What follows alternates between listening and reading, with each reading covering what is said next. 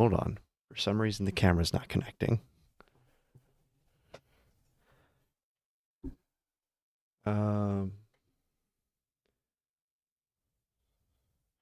Why no camera work?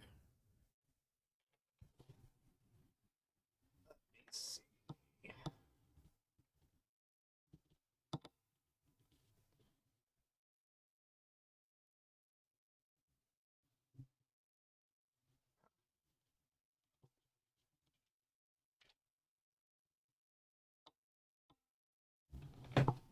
What the heck? I just had this working last night. Camera controls limited when they use.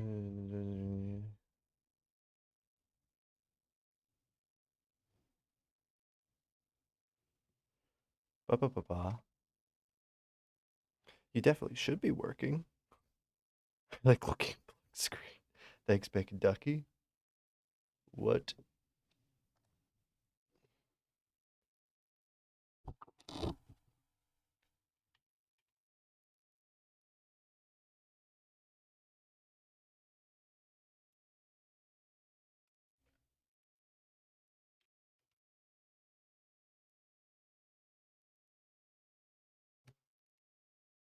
Why? My camera no work? The heck?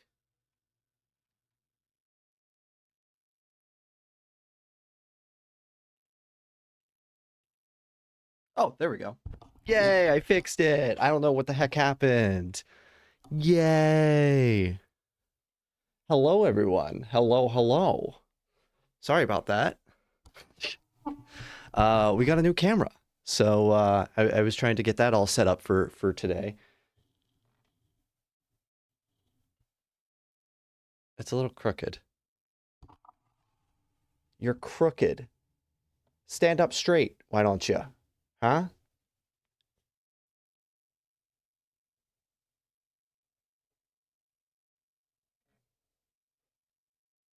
Is that straight? The line in the background looks like it's whatever. Whatever. You're a little crooked, but it's fine. It's fine. It looks reversed. Yeah, it's a completely different camera. I didn't set everything up the way that it used to be, but I look cleaner now. Like this camera is supposed to be like 4K and everything, so like um we'll just hope that the battery lasts long enough during stream. So, hi everyone for coming. Sorry I'm you had to watch me struggle with my camera. Uh we also got Rosie next to me. Say hi, Rosie. Say hi. She's not going to say hi. I should probably stop messing with it because now I have to readjust every time I do that. Anyway, did I get a haircut? I got one. I think I got one before last week's stream. So, but I did get one pretty recently. Um, what do we think about the similarities between Midnight Motorist and Into excuse me, and Into the Pit? Oswald running away equals runaway kid. Muster Man equals Pit Bonnie, and TV person equals the mom as parallels. I was thinking that for a little bit, to be honest. Maybe not exactly Oswald. I still can't tell if this has face tracking or not. Because like sometimes I move and the camera goes with my face, and sometimes I move and it doesn't do anything. So like I can't tell if I'm like pressing like moving something on the. Okay, it's just that I'm shaking the entire desk. Sorry. But yeah, I was kind of thinking that myself for a little bit. Um, hmm. I'm not. Hmm. I don't know if it's something that I believe in just yet. Let's put it like that. I was kind of trying to connect the dots like that. Not 100% sold on it. I'll say that. So how's everyone doing today? Uh, I hope everyone's doing all right. I should probably center myself in this camera. I need to get used to this new thing. There, we need to turn it just a little bit. There we go. I'll open Into the Pit so that we can like just look at things whenever I think about saying things or whenever you guys say things and stuff like that. Um, but I kind of wanted to discuss like what my thoughts were on the game so far, and I'm sure they're going to change hundreds of times because they've been changing over these past 2 weeks. Look, it is absolutely tracking my face or something. It was moving there for a second, I swear. Yeah. We'll I'm actually going to turn down the volume a little bit. I don't know why I have it so loud.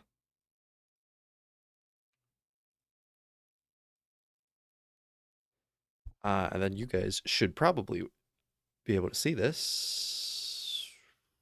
I'm going to need to adjust this. Oh, man. New cameras, new problems. Anyway, we'll just kind of like open up the game while I'm reading through comments and stuff. This is my newest game that I'm trying to get all I'm trying to get the 3-star ending for. Lots of big text. So let me read through these first. I've been figuring out the entire lore, and I finished 10% of it, and that 10% is Fredbear's Family Diner, and it took me over 5 hours for research for it. Congrats! Yeah, Fredbear's is probably the most confusing, just because we have the least amount of information from it. But hi Rosie. But yeah, hi sweetie. The game itself is not canon to the games, but the story is. So you think that the book, like the book story, is canon, but not the game itself? I'm just kind of going along the lines of, we don't know if it's canon, so I want to try and like get ahead of the ball and say, like just say, okay, let's just for a second say that this is canon to the games. How is that affecting everything that we already know? That way we already have like a baseline, because something could come out, like somebody could find like a little detail in this game and then it like completely destroys everything, connecting it to everything else that we know. But it'll probably be smart for us to kind of like look at this game as if it was actually canon, in case it does become canon, or like it not become canon, in case it actually is canon and we just don't like know that yet, because like everyone's kind of like on the fence of where this lies right now. What if the Tad is Freddy Bro, since he has a Freddy mask and he doesn't like talking about Freddy Fazbear's Pizza? I have seen that theory. And it is very interesting. It makes me think. So I'm sure I've told you guys this about my just Google Docs of video ideas. So we'll pull this up so you guys can see my video ideas. Let me. Some of these are just like absolute babbling like thoughts that have absolutely nothing behind them. But some of them. Where do I have this idea? I might have crossed it out because I thought it was a bad idea. I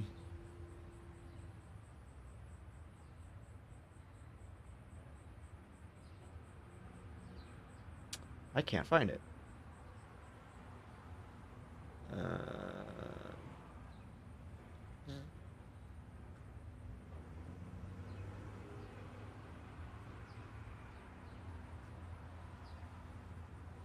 Basically, the idea was, because we now have a backstory for Michael being Foxy Bro. We're getting a backstory for Bonnie Bro being Jeremy. Once like we were thinking that Bonnie Bro was Jeremy, Cassie's dad, I was like, oh, if all of a sudden Bonnie Bro is going to become important to this story, we might see more of the other two characters as well.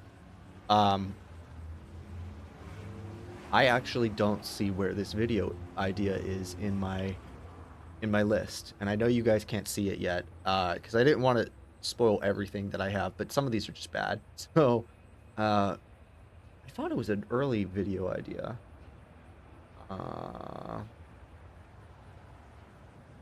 Aha. Here it is. Here it is. I found it. It's the highlighted one. All the kids from the 83 byte will return. There was absolute. Oh, I need to change this camera too. Jeez, what am I doing? Yeah, it was just like a. So they're somehow connected to the whole story. That's why this story hasn't ended. It's like the way that you have to set all the souls free, or like have them at peace by like doing their happiest day and things like that. So like I was like, oh, maybe the people who lived after this event are also somehow tied to this, and they need to also make peace with this and not just ignore it and act like it never happened. I never thought that I would have. I never thought, actually, like after writing this, I read it the next day and I was like, this is probably not a good theory. I don't think I'm ever going to cover this. But now it might be something that I need to come back and like look at and be like, now the only one we need is Chica, and we just need a future character to have Chica, have the Chica mask somehow. Yeah.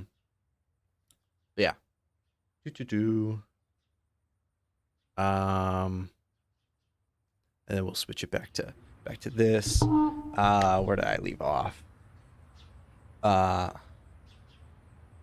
It's take me 5 to 10 hours to figure out the FNAF 1 game. Yeah, FNAF 1 is also one of those ones that like just sprinkles in a little bit of lore, so like it's gonna be hard for you to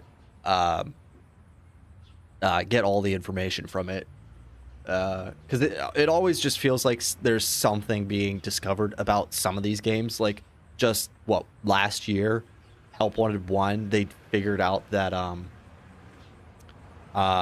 like whenever you do the, what is it, it's the game where you are turning on the furnace to the perfect 72 degrees or whatever it is, and they finally figured out that if you're doing it in the neon mode, the nightmare mode, whatever that is, and if you look in the furnace, there's actually 4 animatronics, and people are like, oh, this is linking it to Molten MCI, which I believe, but you know,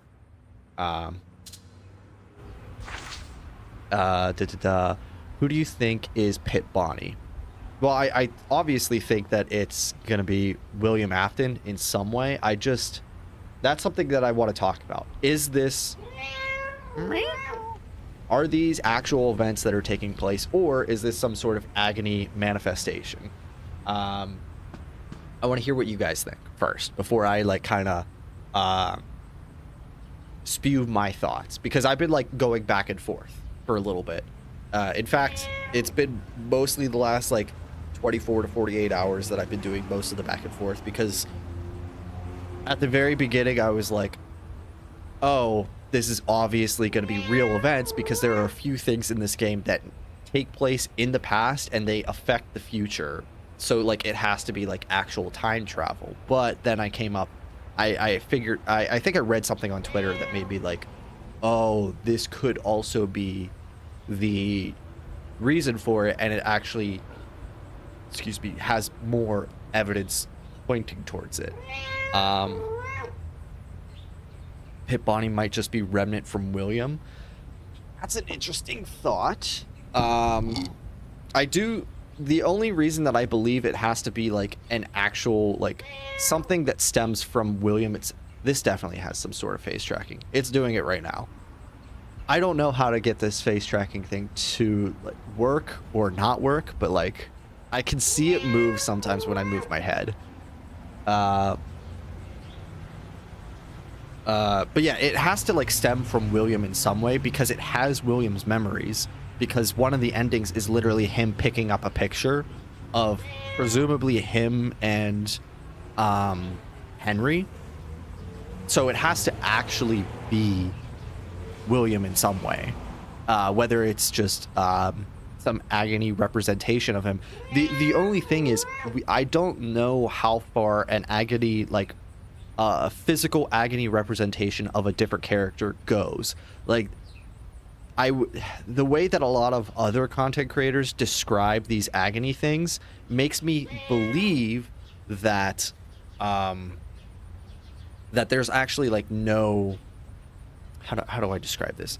The way that they kind of describe it, and it makes me like it's hitting my brain, is they describe it as it's a memory made from the kids. Like if the kids have a memory of this of William, they're going to create an agony representation of him. So they would only be able to have information that they know in order to create this monster. Which makes me think that it can't be just like that sort of agony representation, because he has memories of his actual life. You know, it's just that.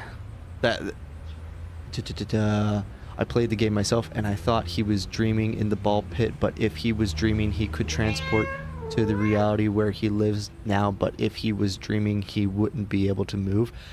I don't think it's a dream, just because, I mean, like, just at the very end, like, the pit Bonnie is actually seen by his father. His father comes out of the pit, and like, even if the moment that Oswald goes into the pit, he's sleeping, like he's dreaming, that would mean that the rest of the game is either a dream, or the rest of the game up until the very end is a dream, meaning that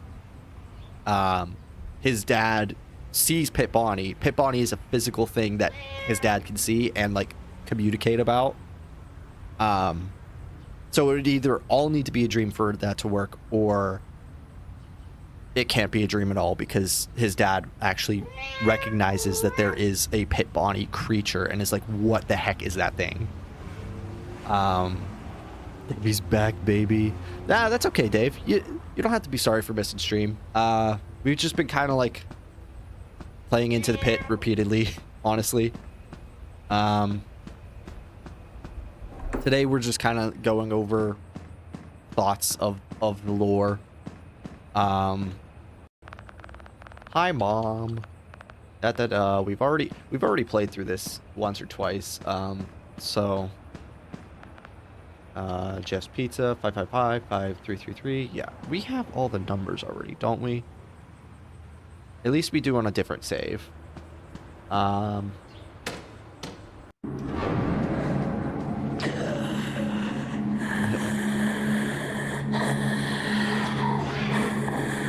the lunch bag. If he was dreaming, he'd need proof that he is, yeah, you would kind of like need some sort of proof to know that he is dreaming somehow. So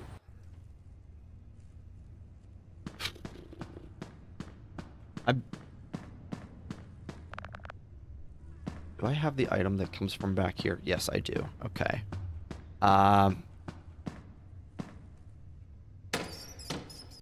Have I tried the Ghostbusters phone number yet? I think it's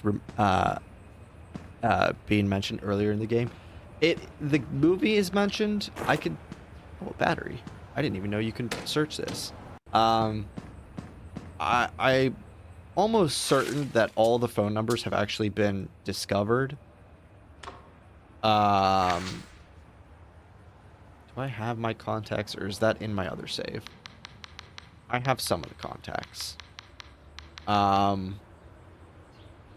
can look up Ghostbusters, but I don't think Ghostbusters phone number. Plus, most of these are 555-2368.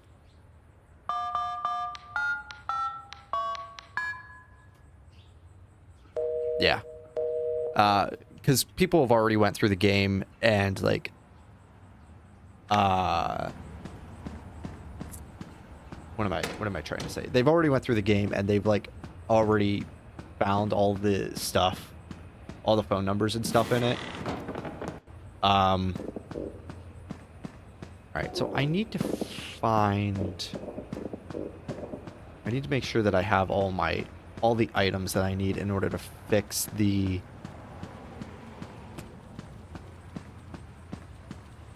the things, because the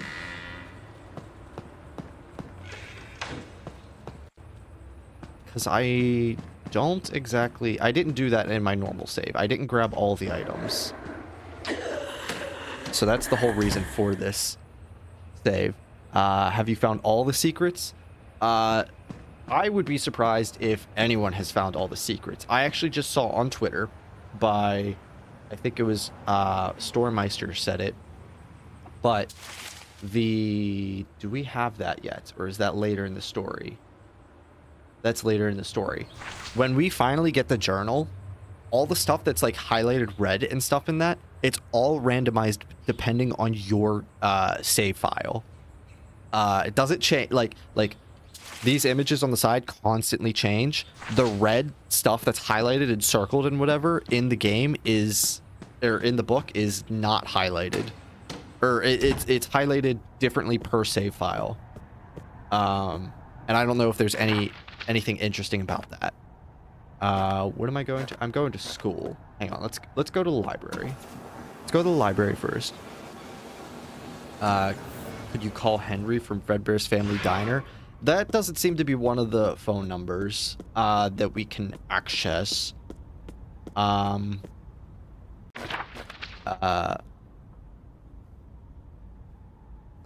Damn, that'd be such a great reference. That would be. Like, I feel like the phone number thing is like so good for putting references in.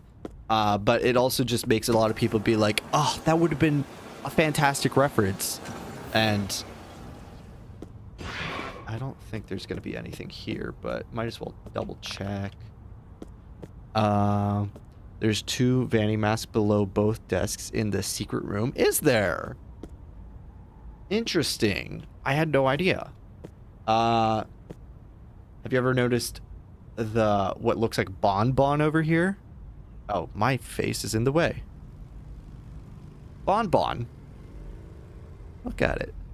Oh, you can't see my mouse. There, now you can see my mouse. Bonbon. Look at it. This is so... Like, I know this is full of so many secrets here. Like, I think somebody... Like, this might be like a Foxy Hook, maybe. Most of this is Trash in the Gang. This looks like it could be a mask of maybe Mangle, maybe like Funtime Freddy, something like that. Because there's like a white and a pink going on there. Bonbon in just perfect condition, it looks like. Is there a way that I can get... I don't think I can get into the mill.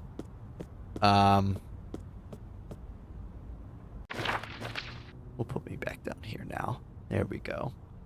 So we checked out the library. We checked out the mill. I don't think I'm going to be allowed in the pizzeria right now.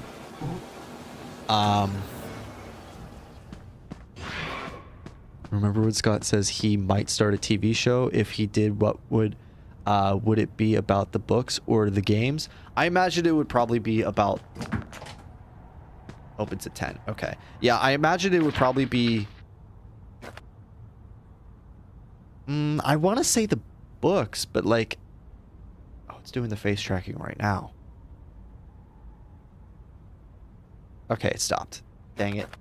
I look crazy every time I mention it because like I'm just doing this, hoping that the camera tracks my face, and then it just stops as soon as I acknowledge it. I feel like it would have to be about the books because there's just so many more stories in those books. And Scott probably has like a backlog of story ideas that he's just not touched on. So he could probably use those for original stories for the TV show.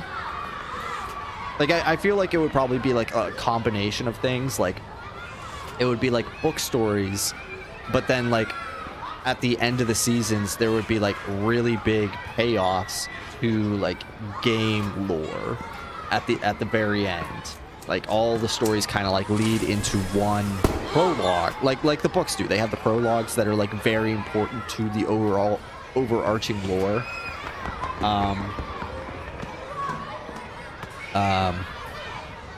So that's how I would feel that the TV show would work. Maybe, not 100% sure. We gotta investigate this.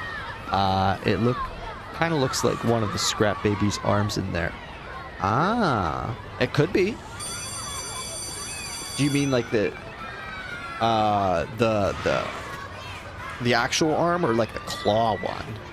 I would say it's Helpy. He said that it would be about Fazbear Frights. Yeah, I imagined it would probably just go through the books, but I was interested to see if he would do other stories and stuff like that. I haven't actually interacted. So, does this have any other lore significance other than you get her phone number from the incorrect equations? 3 minus 2 should equal 1, but we have 5. 12 minus 8 should equal 4, but we get 5. That should be 0, it's 5. Like all the incorrect equations on here are just 5s, and there's 7 of them for a phone number, and it's her phone number. So like, is there... But like 395248, that's here. That's a very significant number. That's the 3rd time that I've personally seen that it's in here. It's here, it's on the other chalkboard, I believe, and it's on graffiti whenever we first start the game. And it just feels significant. Also, the weird parallel to having purple, yellow, and brown as like the 3 main characters of Freddy's. Just interesting little thing that I've noticed. Wanted to point out. I don't know if there's anything else interesting in here, other than apparently people think that the UK is gone or something on the map. That's kind of funny.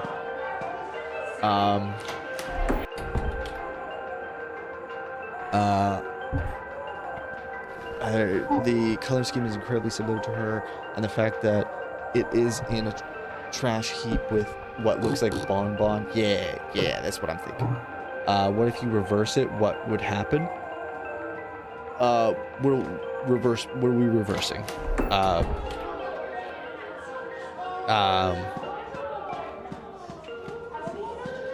What did you what? This number? Is that what we're reversing? Into the Pit could happen after FFPS fire. Could it?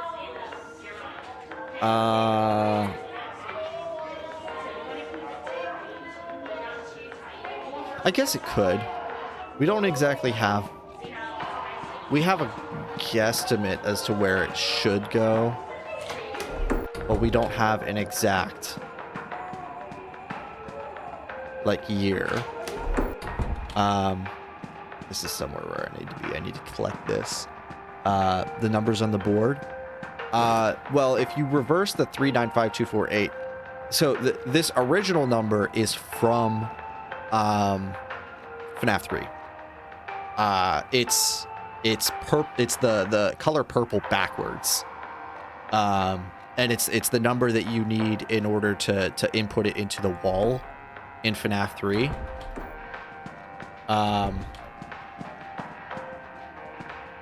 This just feels weird to me. Why calendar? Calendar incorrect. Yeah. And so like that's just the only significance of this number that I know, but I don't know why it's shown up 3 times in this game. Bruce Mason, what do they mean? Bruce Mason. And like it, there feels like there needs to be another something with these boards, because they give you there feels like there needs to be something. They give you this mysterious number. They have faded numbers and they have bolded numbers on them. The other one had the 7 5s on it, which is just her phone number, but it feels like that there was something else maybe that was planned but never got fully implemented. This calendar's been bothering me a lot. Like, if this is a normal calendar, this day is Friday. This day is Thursday. If this is today or this is today, this is not like this can't be a regular. This has to be signifying something because we go to school 3 days in the week. So we can't be doing coming to school on Thursday. We can't be coming to school on Friday. And Saturday is not a normal day to come to school. What is this signifying? I don't understand what this is trying to signify. But it's also at the house. I'm pretty sure the calendar at the house also has this date circled. It can't be the first day of school though, because we go to school 3 times, you know? And like, unless they have calendars that for some reason have like Monday or Tuesday or something sitting here, which would be ridiculous. Most of the time it's Sunday, Monday, Tuesday, Wednesday, Thursday, Friday, Saturday. Why is this Friday in August significant?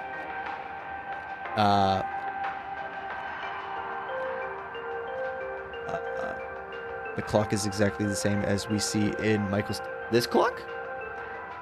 With the sun? Is it? Hang on. Michael's room sister location? Or maybe I need to look up. Huh. It does look very similar.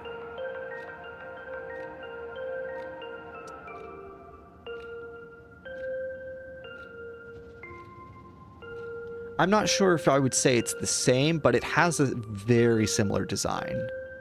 We'll pull this over here.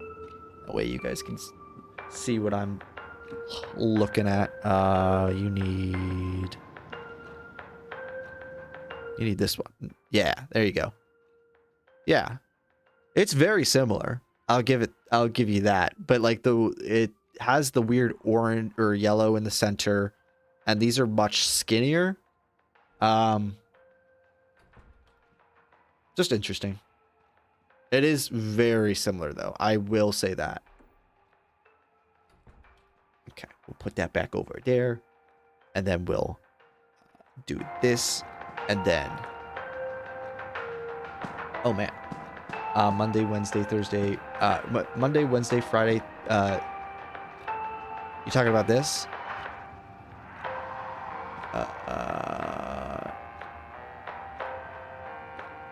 It could be, it might mean something.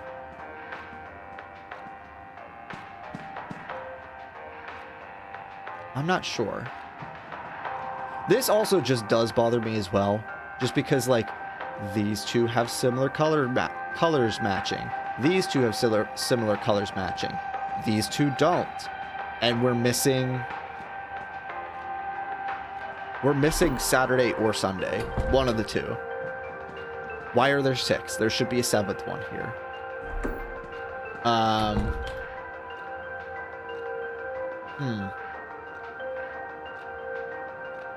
Because I do want to say Monday, Tuesday, Wednesday, Thursday, Friday, Saturday. There's no Sunday.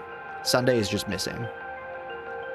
And the fact that these are opposite, like they don't match. I can understand one not matching if there was 7, because you can't, like, if you want them to be in pairs.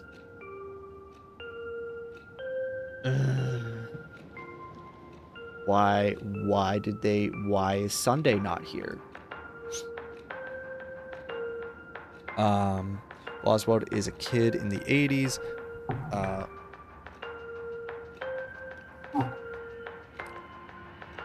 Oswald is a kid in the 80s. Would he have a job here in the 90s? Because CC and Afton is in the 80s, but CC would be a kid. So would Oswald be Evan in FNAF 4? I don't think so. Although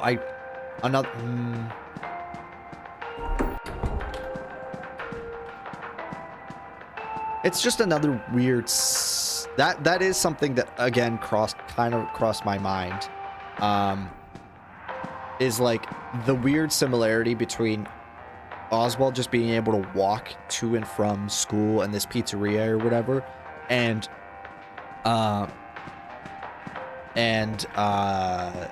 the crying child, or like the FNAF, like the Dittophobia story where the kid is trying to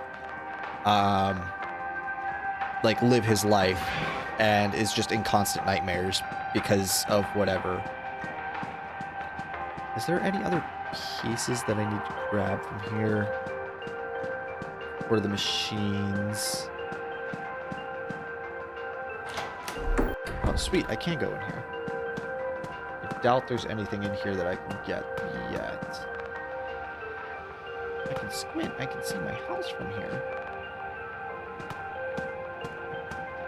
Yeah, it doesn't look like that there's anything around here. Okay, this is where we get the book that I was saying, the journal that has the weird like red things that are just completely random. You're back, Allison.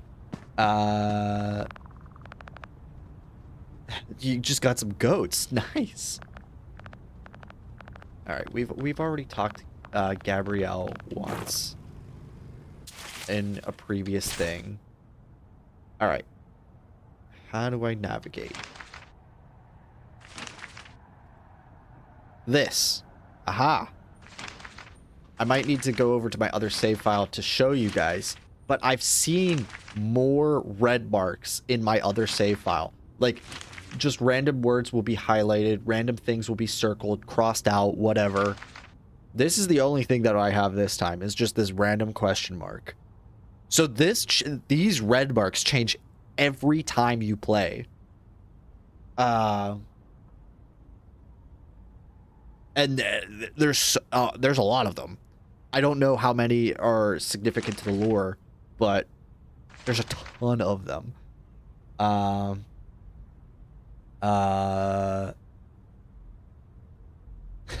Mike, William, something, something. Could be. Yeah, that could be it. Significant characters, maybe, for that. It's off topic, but I have noticed that the mask from Night 4 sister location could be the Jester Springlock costume that is mentioned in the last epilogue of Tales from the Pizzaplex. I don't think I've read that one. But I'll take your word for it. Yeah, I didn't read that one. To be honest, I haven't read a lot of them all the way through. I have them. I just don't give myself the time to read anymore.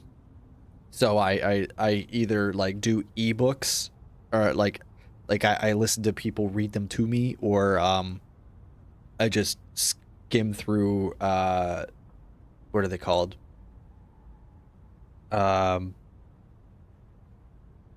Like the shortened version, like the summary of the book that people write.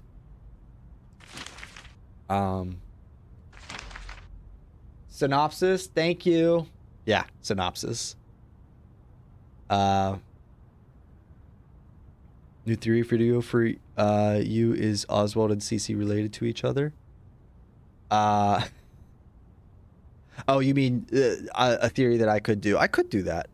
Hopefully tomorrow's theory gets out at a decent time. I have it all recorded. I just need to edit it and add some music to it. But it should be ready for tomorrow. Might come out a little later than I normally like. But that should be fine. Yeah, this is interesting. We only got this. So I might switch to my other save just to see what we get highlighted in that one real quick. He's used a technician, so is Gabrielle related to... She's either just related to an unknown technician that we have no idea who they are, or she is related to one of the two main technicians that we only, like, the only ones that we really know of. William and Henry. Maybe Edwin. Edwin might be a new thing now that we have to worry about.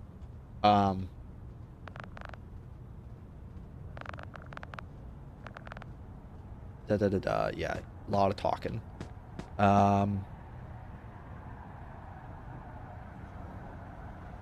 There's dust particles back here. Interesting. I just never noticed that. Huh.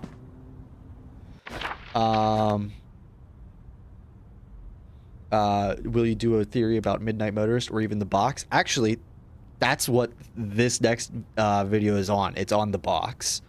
So it's interesting that you asked that. And the reason that it took a little bit longer is because I had half of it recorded before the 10th anniversary. And then the 10th anniversary had Scott talk about the box, so I wanted to add that into the video. So it took me a minute to try and be like, okay, I say this, I want to lead it into this point, so I might have to like do a little bit. There's probably going to be points in it that are like it's going to be a little bit weird for me to get from one point to another, and it's because I recorded it weeks apart from one another. I had some of it before the 10th anniversary and then some of it recorded after, and I tried my best to try and like link it all together to be like, okay, this sounds coherent. I think it worked out pretty well. There is a lot of yapping in it though. It's more of me describing my thoughts on the thing that is in the box and why it is in the box rather than talking about the box itself. Because like I don't like refer to the box constantly. I refer to it like at the very beginning and the very end, and all the in between is like me talking about the actual thing that I think is in the box. Which I guess that, you know, that's probably how it should be. It's just I found it weird after I like watched it again, and I was like, I don't mention the box for like 10 minutes in this video. Like I mentioned it right at the beginning for like 2 minutes, and then I mentioned it at the end for the last 2 minutes, and there's 10 minutes in the middle that the name, like the box, is just not mentioned. I think it's technician without lore relevance. It could be, but the fact that the thing says there are, like it specifies technician 2, which either means that there are only 2 technicians, or technician 2 is the important one out of the ones that are referenced in this game.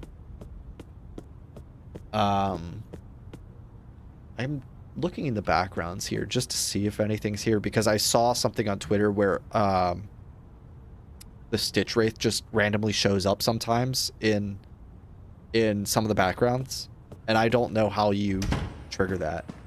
And then here comes Dad. Hi, Dad.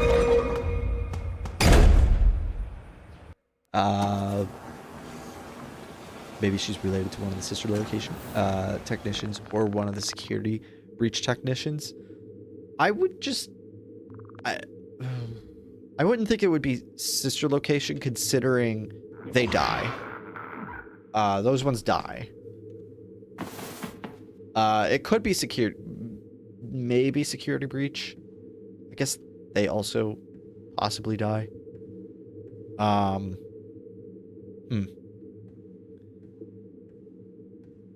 New theory video for you is oh, I already read that one.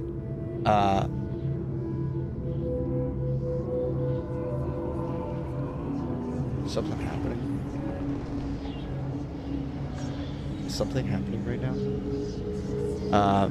Very busy tomorrow. I'm going into town and play music. It's a job. I got hired in 6 hours of playing music. Nice, that sounds awesome. But if you post it before 2 p.m, then I should be able to watch the theory video. I probably won't have it posted by 2. I mean, unless you're in a different time zone and then your 2 is going to be different from mine. Just because I work at until like 5 tomorrow.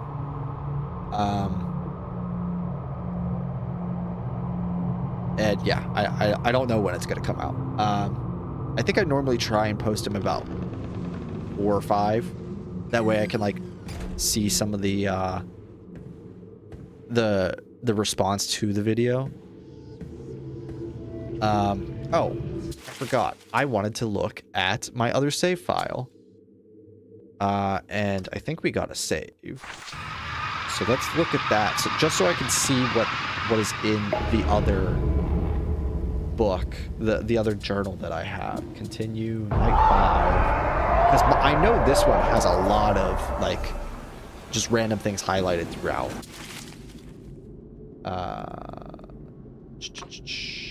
Sketchbook.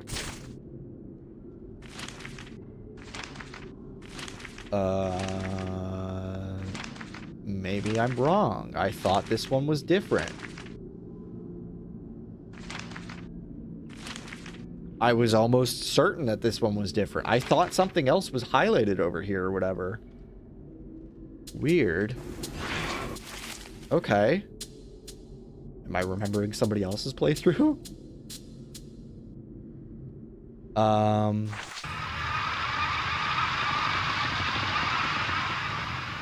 Hi, John Cooley. How's it going? Darker skin, so possibly related to Cassie. Possibly, yeah. What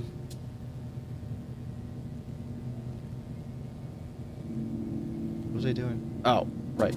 The other thing. Hi, man with plan.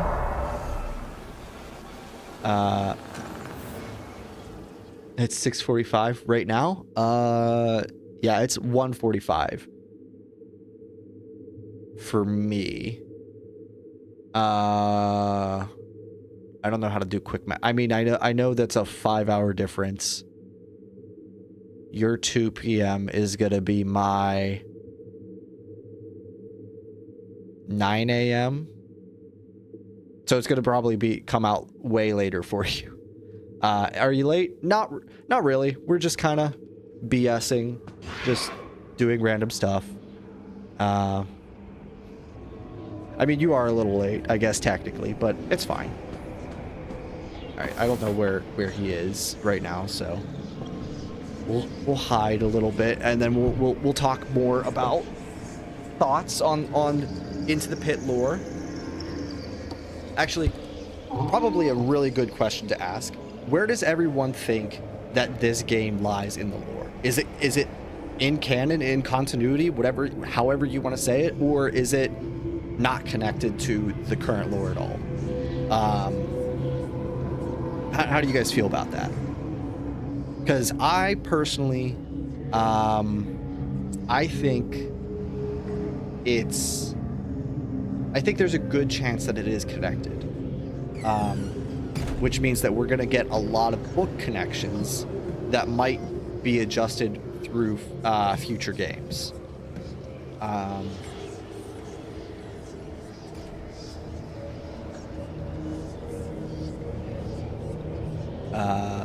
It's kind of connected, I guess. I think it's in the book universe or its own separate universe. Okay, so a lot of people are like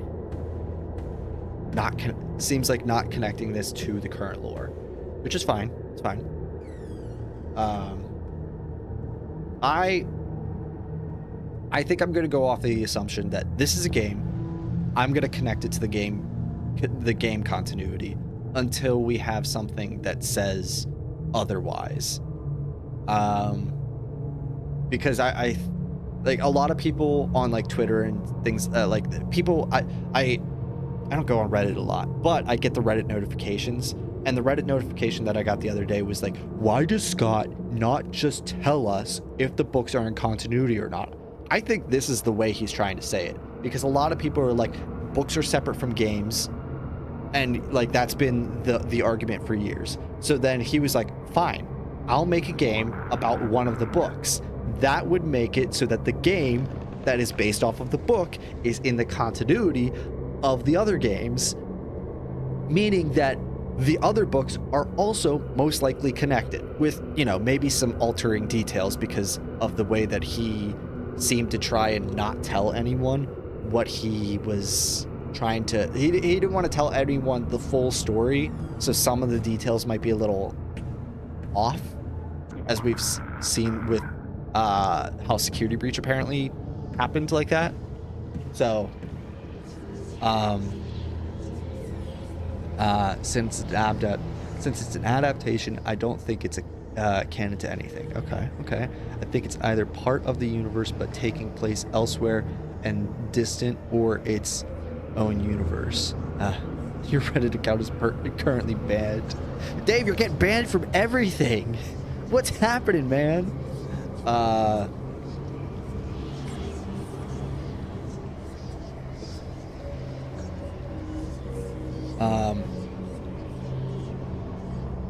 Whatever's on the computer, he has everything. If you look in the codes for FNAF 4, you might be able to find out what's in the box.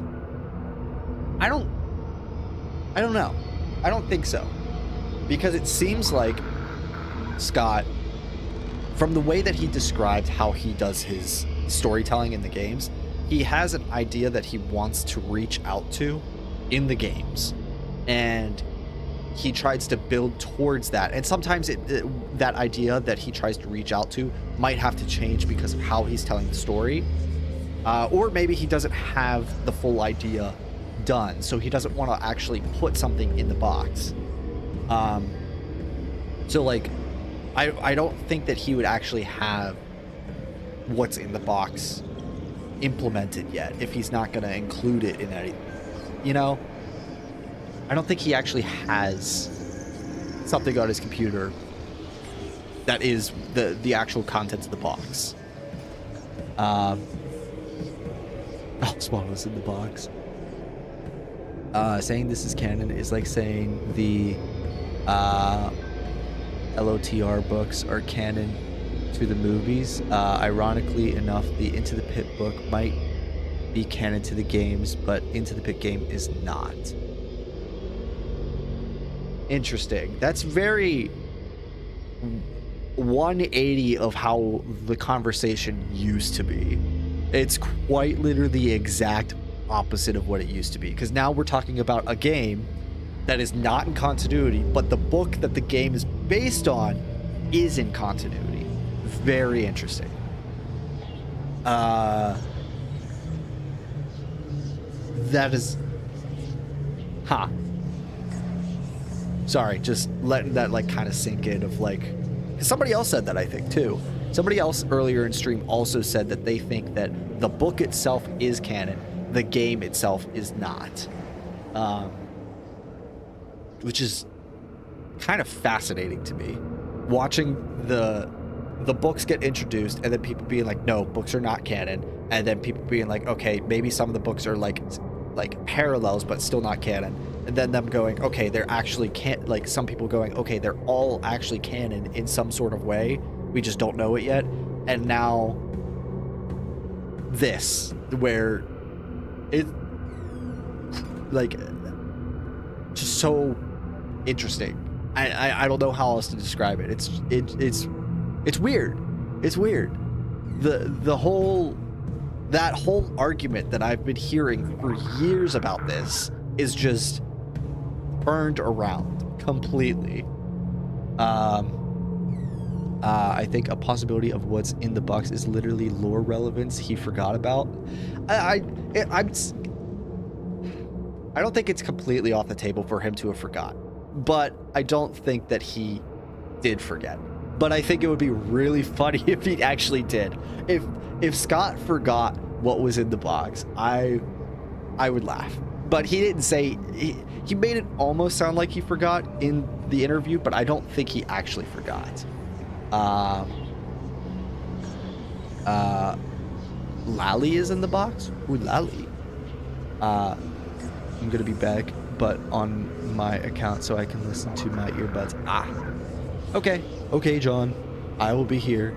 What if all the books are books in universe sold by Fazbear Entertainment? That would be interesting.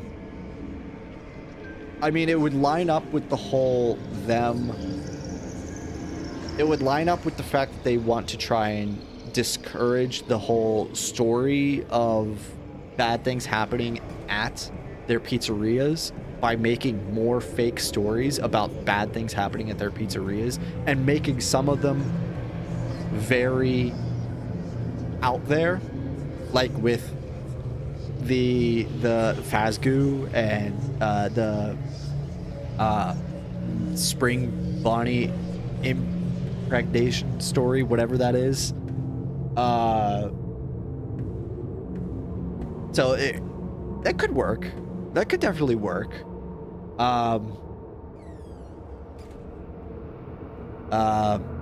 you think it's canon to the movie? You think that Into the Pit is canon to the FNAF movie? Okay. Okay.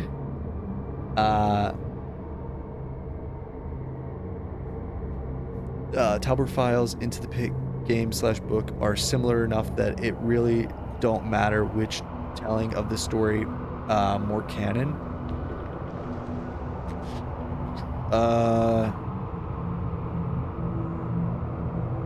Is it the Talbot Files, the one that got debunked though? The one that people were like, "Oh, this is a leak," and then it turns out it was all fake. Trying to say, if you look in the codes for Scott's game, you might be able to figure out, because he said someone is connected to that by a rope. So it could be a yellow bunny suit. Maybe.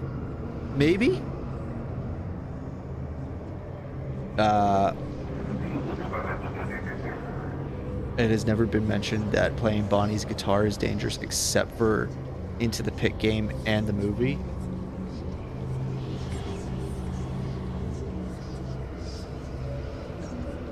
I guess you're right. I was trying to think about the here, we'll actually like walk around and do things. I was trying to think about the Help Wanted minigame where you... Okay, he's in the room next to us, the dining room or something. I need to find a way out. I don't know what way I've already taken.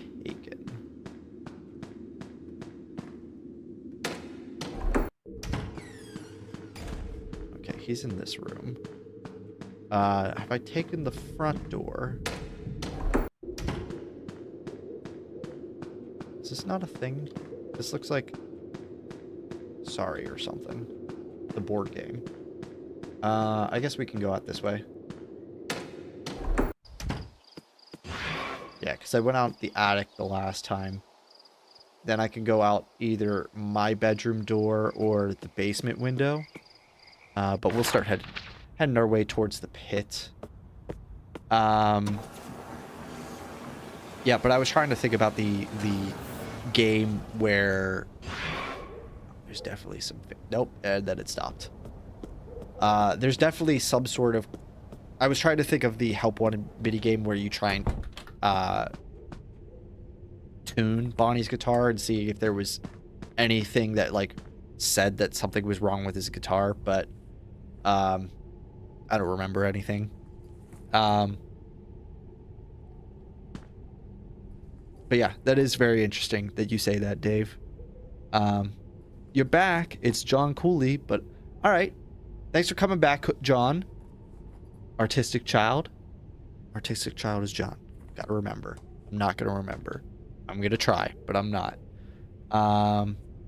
If Into the Pit is canon to the movie, could we have two forms of FNAF media where Godzilla is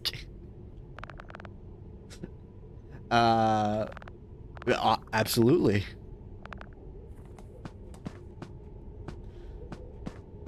County Fair.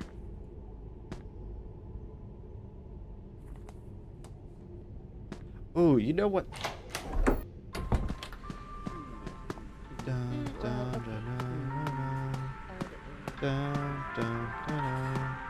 need to check on something. Because I'm trying to remember some of the things that were in like the teasers and stuff that didn't actually make it into the game. Okay, we gotta go through this little cutscene. Oh, god damn it.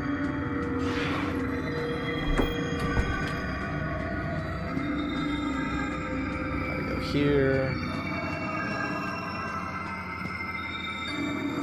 Turn on the lights.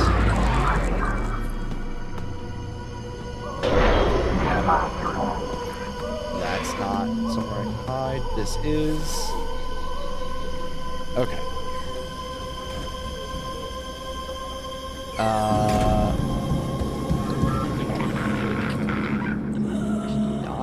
Can you go away?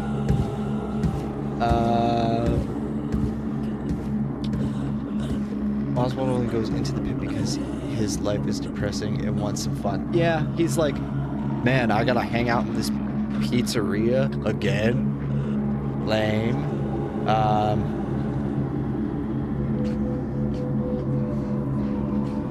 I just know that degenerate people are simping and making NSFW artwork for Jeff. He's too pale, scruffy, dark-haired, and not... Listen, Jeff is my boy. You can't be destroying my boy like that. I love Jeff. Not in that way, though. I'm not gonna be... I love his little silly character. Have you seen old Jeff, though? Hold on. Hold on. Because apparently, we're gonna look this up right now.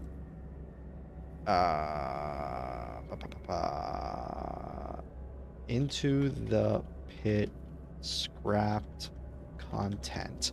Apparently, Switch users got like a bunch of stuff from their weird little mishap, and one of the things that they got was an old design of Jeff. Let me see if I can find him real quick. Just really quick. No, this is just this one game mode. No, we want this.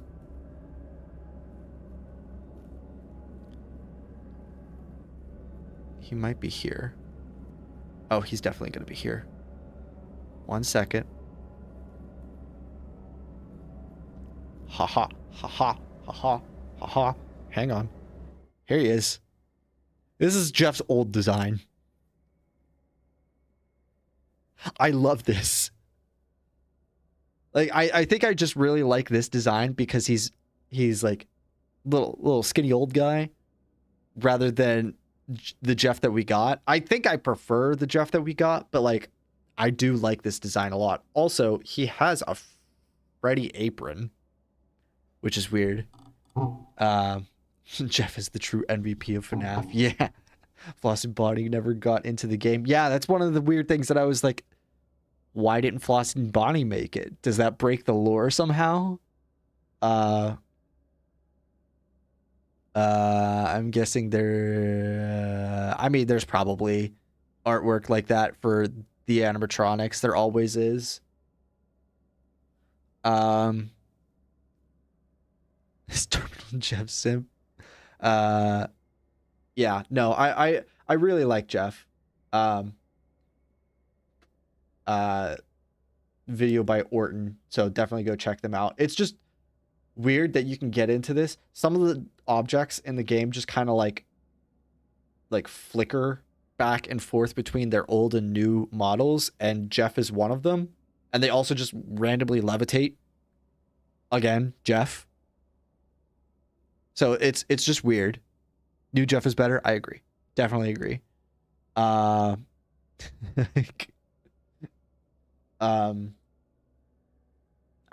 think his baggy clothes, like, they shouldn't have made his clothes so baggy. They should have made him a little skinnier, little skinny guy. I think I would have liked him if he was a little skinnier, but I do think I prefer this one overall to the old one.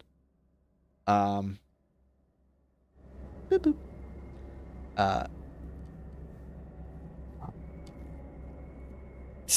Why did Switch add me to the game? Ah. I feel like I met a guy like that at Restart. I used to eat with my dad. Ah. Maybe I'm just a little. Yeah, no. I definitely prefer the new Jeff to the old Jeff. He's a good guy. And he just sits in the back and just plays solitaire or whatever because he's bored. He's like, no one comes to my pizzeria. I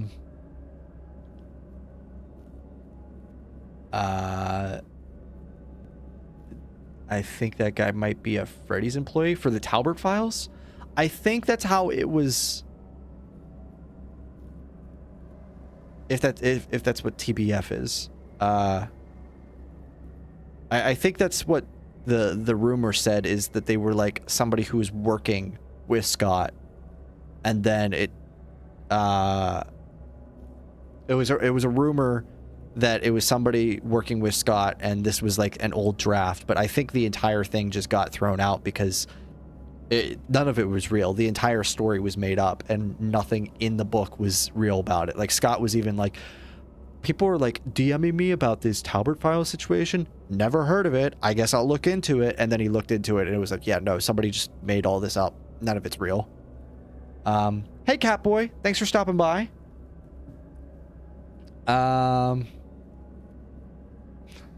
Jeff is amazing and no one can change my mind. Good. Good. Jeff is amazing. I will turn you all into Jeff Sims. All right. So the thing. What's up?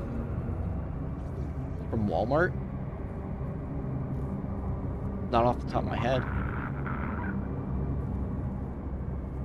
Like you're leaving or? Oh, okay. I could do that now because the camera's new and I have my phone. I'm so excited about this camera. Oh my God. She's crying. She's screaming. Ah, there he is. Jeff needs a raise. He's a business. Oh my gosh, what are you doing, Peach? Oh my gosh. She looks like she's gonna jump down the stairs. She's a little daredevil. Oh, yes, please.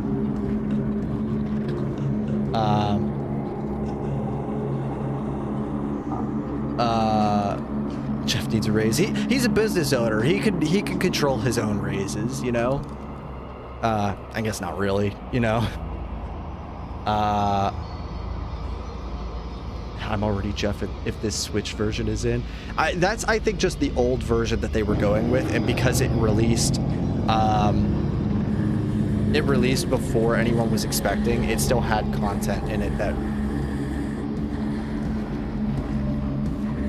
that wasn't supposed to make it.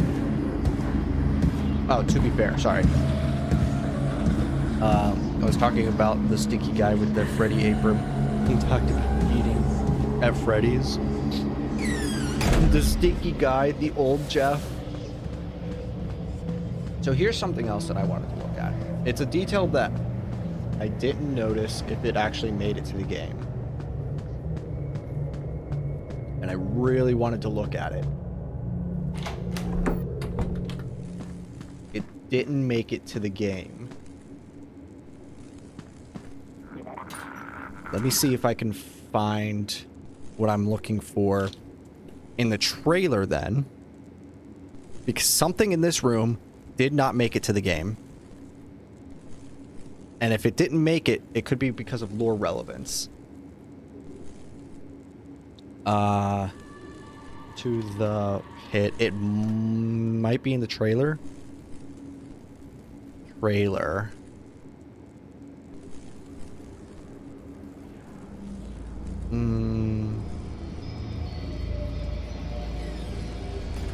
Oh, a lot of the trailer is different, actually, now that I'm looking at it.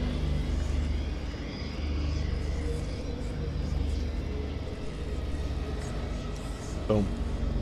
This is what I was looking for. you guys can't. You guys can still see the game. Actually, I should probably pause the game in case something bad happens. Not that one. This one. And you need this. Haha! I'm such an amazing streamer. You guys are.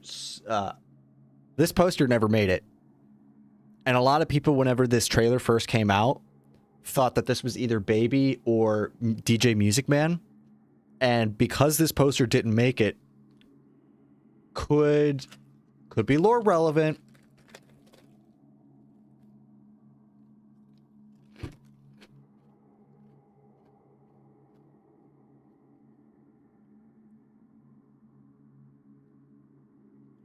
Man with a Plan.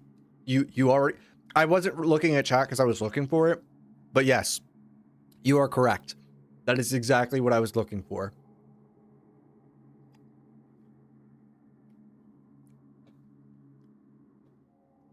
Baby poster is still in the game files, but it was cut in the game and can't be found. Yeah, that's exactly what I was thinking. I didn't know that it was still in the game files, but yeah, this is exactly what I was looking for. This Baby poster or DJ Music Man. I've heard both of them because it can look like Baby. Here, let's see full screen. I can see Baby because it kind of looks like it's hair and stuff like that. But I also have heard somebody, I think it was Matt Pat, who loves DJ Music Man. So maybe he's a little swayed with his opinion. But like, if these are like the headphones that DJ Music Man wears, and this is like the big thing connecting it, and like this is DJ Music Man's head, it also could be DJ. Does it exactly? I mean, I guess it does matter who it is, because if who this is and it not making it into the game is lore significant, then it's lore significant. We need to figure out which character this is out of those two. There's also blueprints for the fun times in the game files. Ooh. So I'm wondering if they were trying to hint at a lot of Circus Baby stuff in this game, and Scott was like, you need to cut a lot of that out. Like, that's not supposed to exist at this point in the game. What do we eat? Cheetos, specifically the Mexican street corn ones. They're really good. They're like a little spicy and they're tangy.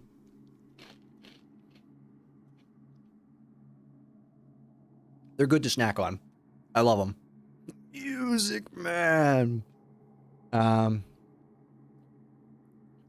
What if the poster is neither of them? What if it's DJ Circus Man, the combination that nobody needed or wanted? The scary third option that nobody asked for, but we were getting anyway. As a sister location enjoyer, I'm sad. Well, I mean, yes, it's sad that we didn't get that, but that could be because that there's lore relevance to them not coming here. So here's my brain process of what's happening. In FNAF 2, they reference 2 locations before the FNAF 2 location. They reference Fredbear's Family Diner, and they reference an old Freddy's location. One that had doors for the security office, one that would run out of power, things like that. And a lot of people, including me, because we didn't have another location to look at, we assumed that the old location that they were referring to is the FNAF 1 location. Sorry, my cat is making a lot of noise out in the hallway. I thought somebody was like breaking in or something. Like, it's a lot of noise. So FNAF 2 references Fredbear's Family Diner, but in a way where it's like, yeah, the place was like Fredbear's Family, like it's old, really old. Previous location, right before FNAF 2, is an old Freddy's location that has security doors and runs out of power. We originally thought it was FNAF 1 because it has security doors and runs out of power. This place also matches both of those criteria. There's an actual door for the security door. A game mechanic is that the place will run out of power sometimes and you need to go flip the switch. if this could be the place directly before FNAF 2, which makes sense because this is the 1985 location where the missing children's incident occurs. 1985 occurs, place gets shut down. FNAF 2 occurs where they reopen a new location in order to try and get rid of that old publicity and continue making money. That place closes almost instantly because, you know, another something happened and closes by 1987. FNAF 1 location opens for we don't really know how long. That if this is the FNAF 0 location, the one directly before FNAF 2, if that is this location, Circus Baby should not exist. And there's lore relevance to that. If Circus Baby's Pizza World should only open after a Freddy's location closes. So it has to open at least after this location closes. I think that's why this got cut. Sister location shouldn't exist. They shouldn't be advertising it because a Freddy's location needs to close, and then sister Circus Baby's Pizza World opens, closes the first day that it's opened. Yeah, words. That's my whole mindset of why this poster is not in this game anymore, because it breaks. This would have broken the lore. Oh, I thought you already left. It kind of startled me, not gonna lie. That's okay. The fun times were in the safe room as well as some bits of Funtime Foxy. Seems like Afton was working on them, but it was cut, all cut. So who cares? In the old safe room, I don't know if I've actually watched that whole video. It's a very long video, just going over all the stuff that was cut from the game, but that's my whole. I think I got everything out that I need to. Just for the record, I should mention this. I am not in a romantic relationship with MatPat. You can deny it all you want, Dave. You can deny it all you want. Love prevails.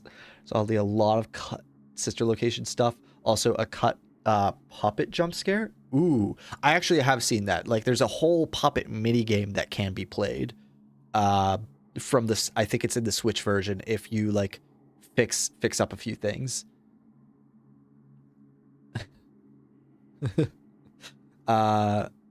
Looking on the cutting room flower, looks like both Vanny and Old Man Consequences were also cut. Were they supposed to be in this game? I think somebody earlier said that a Vanny mask is under like the desk in like one of the secret rooms. We'll have to look at that though. I have a bit of an idea who it is. Might be connected to either of the choices. What if it's Spring Bonnie? I sort of see the face and maybe the ears and bending over. Do you mean? Hold on. You mean this? Being Spring Bonnie? I don't know if I see that. Unless these are like supposed to be the ears, but it definitely looks like it has a different design to the Spring Bonnie that we see in the game. Like it looks like it would be what is it? FNAF AR Circus Trap. I don't know what his name is. This is probably, unless we're getting something like this. Because it definitely looks like he has it's a white face of some sort with, I don't know. It could but this is like FNAF AR. This is like way in the future. This seems like it would be something that doesn't exist at this point either. Does your channel dedicated only FNAF games? At the moment, it kind of is. I do want to spread out into other things, but just haven't had the opportunity because just there's a lot of FNAF stuff to cover, and because I'm dedicating myself to trying to get something out every few weeks, I only have the energy in order to put out like a theory video, and then that's about it. Yeah. So right now it's just FNAF stuff. I might have to keep it all FNAF, and then if I want to do other stuff, make a second channel or something like that, like Rytoast and everybody does. So we'll see. First you don't give me popcorn from Sister Location, now you hogging the Cheetos. What's next? Chocolate? Don't tempt me. There's chocolate downstairs. I'll go get some.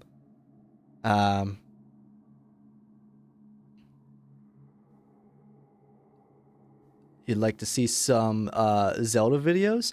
I'm not the hugest Zelda fan. I loved Breath of the Wild and Tears of the Kingdom.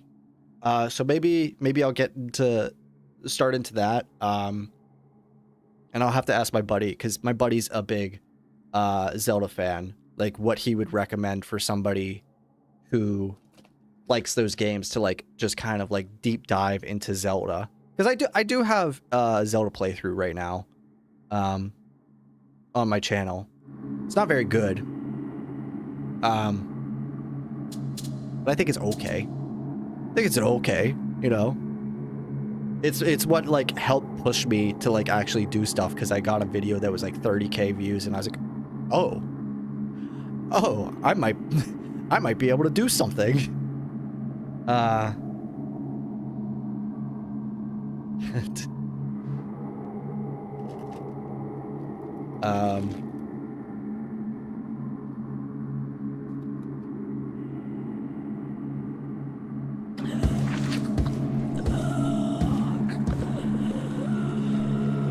What other vids am I thinking about making outside FNAF? I've been wanting to do a Minecraft video for a while and start like a Minecraft series, but I don't know if you guys have seen it. I'm assuming you have because it has a lot of views. But Jay Schlatt has his like ode to Minecraft, or whatever it is. It's like a video like going over his history with Minecraft and everything and how much he loves the game. And I kind of want to do one of those and then like just start playing Minecraft as a series afterwards. But I don't know if I'm going to be able to do that.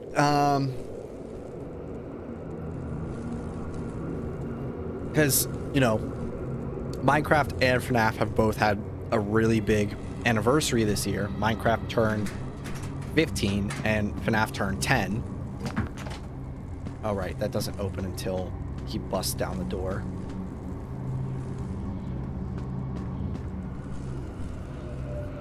Can't tell if I hear him in the other room. I guess if I do, then...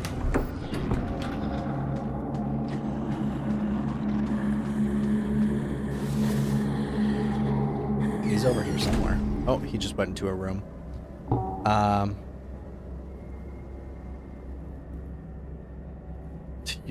You do know that Minecraft is lore? Yeah, I do. I see all the MatPat or all the game theory videos. I know it has the lore. I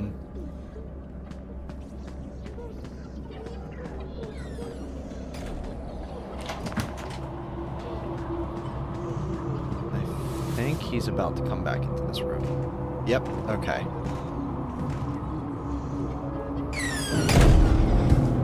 The breathless gasping sound reminding me of gasping. FNAF 1. Yeah. Oh yeah. I feel that. I definitely feel that. Let's have some fun. What kind of fun are you thinking, bud?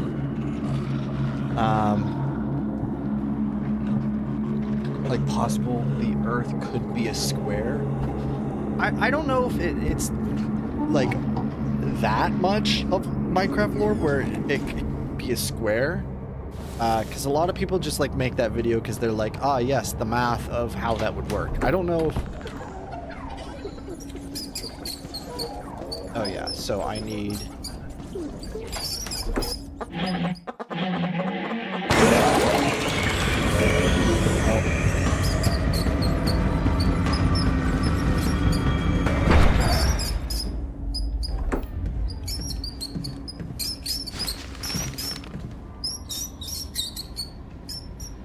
Alright, now I remember. So I need to get a slice of pizza, and in order to get a slice of pizza, I need to catch the mouse.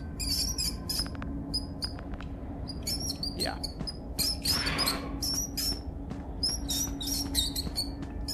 Is this... God damn it. Okay, well... I'm boned. He obviously saw me get in there. Oh. Oh my god. They start so low. Why are the minigames so hard?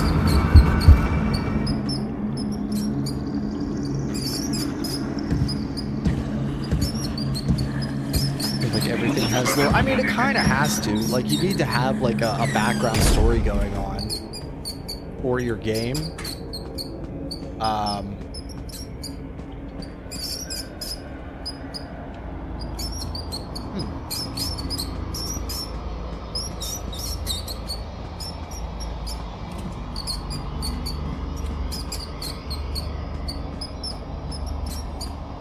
Sorry, I just had to place that there real quick.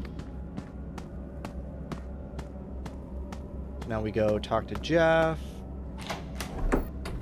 I don't care.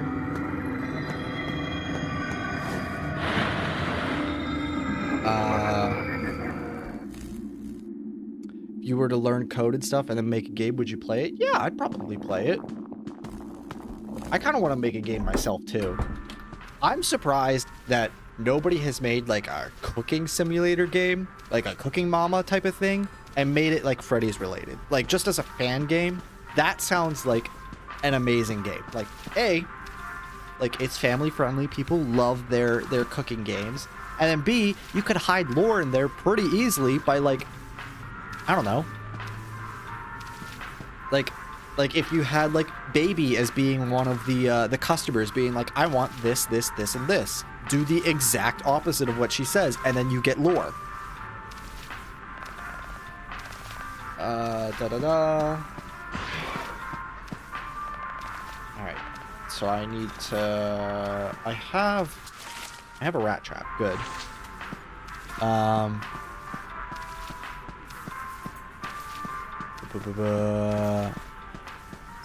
It sounds fun. What mode am I playing? I think it's terrifying. I'll check.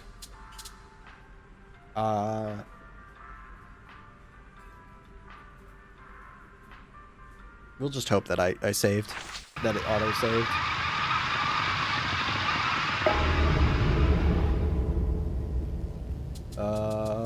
Continue. Terrifying. Yeah. Apparently, there's a... Aha! There's a little thing here.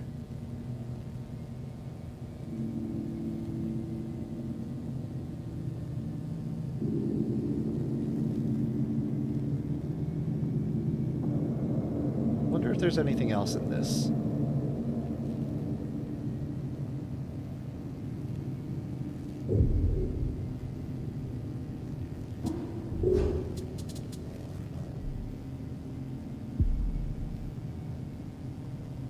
Doesn't look like it. Doesn't look like it. Okay, we'll get back to that. My bad. New life side quest, make a loreless game.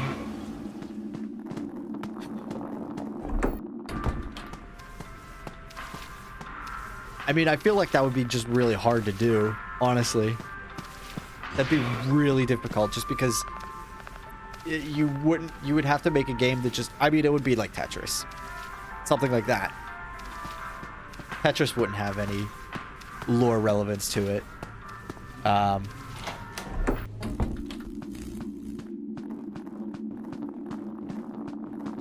Imagine Candy Crush lore. Candy Crush does not need lore. Yeah, no, it definitely doesn't. But it has it. Doesn't it? Like you're like following a little girl going through like a candy land or something. Yeah, he's definitely gonna be coming.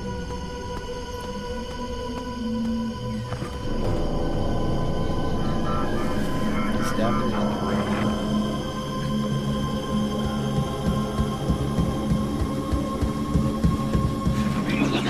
No, just keep running. You're fine. Everything's fine.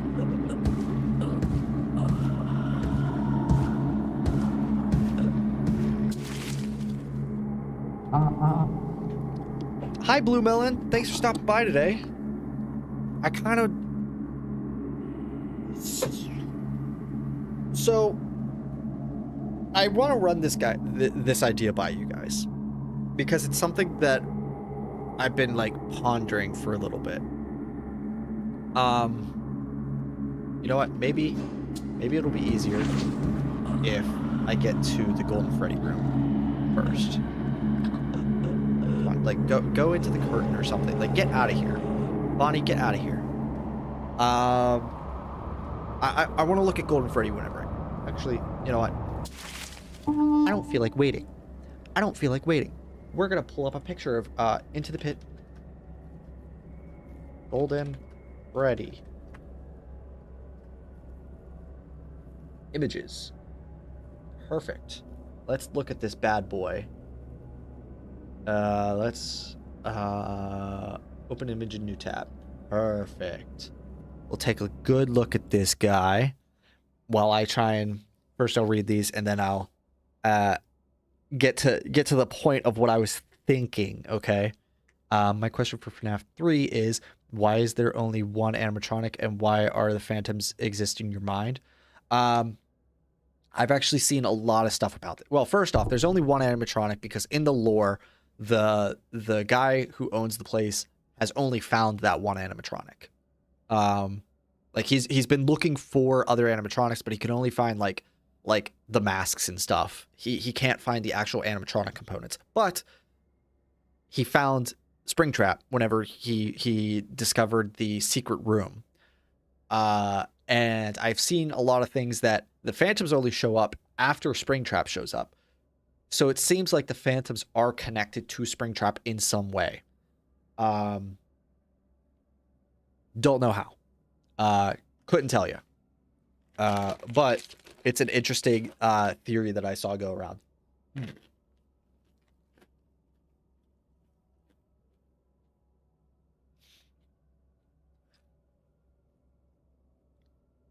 Are you guys really trying to tell me that Tetris has lore? No. We're not doing it. No. All right, so I've never heard of this Dress to Impress game. And then all of a sudden, like, a few days ago, maybe 3 days ago, my girlfriend is like, oh yeah, I keep watching all these people play this Dress to Impress game. And I'm like, why? Like, what is the point? Why are people so obsessed with this? And she's like, I don't know, but apparently it has lore. And I'm like, what? You mean a simple dress-up game has lore? Like, what is it? Like, simple drama between, like, two feuding fashionistas or something? And she was like, no, it's like something where one of the people is like a clone or something. And I'm like, what? And then all of a sudden Game Theory came out with their video and I was like, why is this so convoluted? There's so much to this. What is happening? Why does this have so much lore for being a simple dress-up game? My God. Fashion famous copy, except there is lore. Yeah, exactly. Like, why does a fashion game need lore? Like, and there's so much of it. They said that it gets updated almost every day. Why wouldn't you need lore? I guess that's true. I might have to go. Grandma's coming over, and we are going to. Am I reading that wrong? I know you want to say Cook, but that doesn't look like Cook to me. Yeah. Thanks for stopping by, Man with the Plan. If you do just skedaddle here in a bit. There's Tetris lore, not necessarily meant to be, but there is. Oh, like I'm sure they added. No, I'm not even sure that they added something to the lore. Like they're squares. They're just blocks that fall. How could there be lore to Tetris? I don't believe it. You're lying to me. Anyway, the reason that I have Golden Freddy on the screen, I've been bouncing this idea around in my head, and I wanted to get some insight from you guys. Typo. That's what I thought. That's what I thought you meant. It almost looked like Cook, and I was like, there's a gap in that O. That's not Cook. Funny pasta. Anyway, I've been bouncing this idea around in my head, and I want some insight. I want some insight. So for a long time, we've been thinking that Springlock suits have 5 fingers because somebody has to get inside them and use the fingers. And we see that on Springtrap. We see 5 fingers on a lot of interesting animatronics. We see it on Springtrap, which makes sense for that theory. We see it on the Nightmares, which I know somebody's still going to probably say that they don't exist. They're nightmares, but I believe that Didophobia is trying to say that they are real animatronics. At least in some way. Like their design might be slightly different because of Nightmare Gas, but they exist. And I believe it's Rockstars are the other ones that have 5 fingers.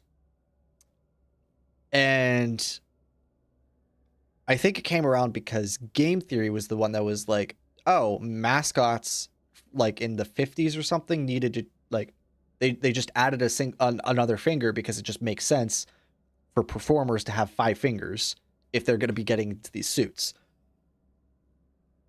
And I don't, because Golden Freddy is supposed to be Fredbear, and he only has 4 fingers. He has, like, it's not just something that was in the first 2 games and then Scott, like, tried to retcon it.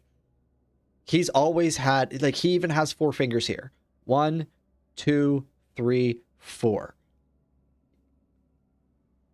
I'm wondering if the finger design is trying to tell us who made the animatronic. Now, that would mean that Golden Freddy, Fredbear, whatever you want to call him, was made by Henry, and Spring Bonnie was made by William. And any 4-fingered animatronic is most likely designed by Henry in some way, and every 5-fingered animatronic design is made by William. And it makes sense for Spring Bonnie, and it makes sense for the Nightmares if you believe that Nightmare animatronics are real and it's some sort of weird nightmare experiment, like FNAF 4 is some weird nightmare experiment, blah, blah, blah. The only one that it just kind of messes with me with is the Rockstars, because the Rockstars have designs that we thought were design aspects that we thought were from Henry's designs, like the weird hinged jaws and everything, and they have 5 fingers. So like maybe the Rockstars are like supposed to be the culmination of both of them. I don't know. I think from this point forward, I want to say that 5-finger animatronics are William made them in some way. He might have had like he at least put some effort into the animatronic. He might not have completely made them on his own, but he is involved in these animatronics because they have 5 fingers.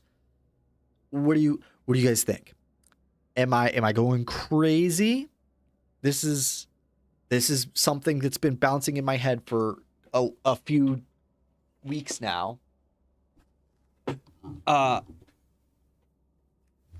are you talking about fingers? I thought you were the rug guy. Listen, this doesn't involve. If Golden Freddy was on a rug, then maybe I could turn it into a rug thing. And games don't need lore. Need I say more? That's Yellow Bear. It's Yellow Bear. Yellow Bear equal Golden Freddy. Golden Freddy equal Fredbear. They all same. Yeah, Lefty does have 5 fingers. Which that's kind of another one of those points where I was like, I don't know if this fits. It's pretty much just Lefty. Like, Lefty is the big question mark, and I could definitely see that maybe Henry like redesigned an animatronic. I think that's a something that a lot of the community is kind of like grasping onto right now because of Carney. Carney was repurposed to be Lefty or vice versa, one of the two. That's kind of what I'm considering at the moment. All right, you going? See you, man, with a plan. Thanks for stopping by today.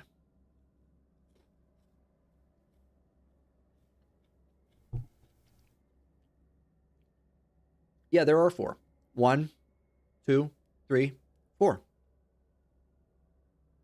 So this would be one that was made by Henry, theoretically. Theoretically, this is a Henry-made animatronic, and Spring Bonnie is a William-made animatronic. That's sort of what I'm getting at. Considering there are posters of the Rockstars in FNAF 6 before you ever get them, it's safe to assume that Henry and William built them before FNAF 6. That's what I'm thinking. Because I think most of the animatronics that we get in FNAF 6 are probably made before the events of FNAF 6. Because having to build all those animatronics before FNAF 6 and make this entire elaborate plan of let's lure all these haunted animatronics into this pizzeria, shut the whole place down, and burn it all to the ground so everything inside dies. Like that sounds like a lot to try and go through. It would make sense if maybe some of them were made, like some of the cheaper ones, like maybe the mediocres. Maybe the mediocres, since they look like they're pretty cheaply made. They're either really early in the timeline or they're put together really quickly just for this plan. So like I think most of these animatronics and things are just left over from previous things. While Henry is trying to either get the last few pieces of the lore, like his plan together, or maybe even finishing up Lefty. Like I feel like the Lefty thing is like part of the plan. He needs to either make Lefty on his own or convert Lefty. And I think convert Carney to Lefty. And I think that's where I'm kind of going in my headspace right now, is Carney turns into Lefty after getting burnt down. I'm not crazy. Okay, good. I'm glad I'm not crazy this time. Ooh, I bumped everything. Why does he sit like that and not stand up? What's wrong with Yellow Bear? He's just vibing. He's just like, yeah, I'm chilling, man. But no, this is Golden Freddy. This is quite literally Yellow Bear equal Golden Freddy. They same thing. The idea is that it's sitting there because it's in suit mode. I thought the idea was, suit mode rather than animatronic mode. Yeah. I was getting them flipped. I, for some reason, thought suit mode meant animatronic mode, and animatronic mode had a different name. But you're right. You're right, Blue Melon. You're right this time. Maybe the Rockstars were early designs for the FNAF 1 animatronics, just leaning more towards the style of Chica's Party World, and William rejected them. Could be. Oh, and the Fun Times. I completely forgot. All the Fun Times have 5 fingers as well. And those are known to be made by William. Like, 100%. 100% William designed and created these things because he designed them to be...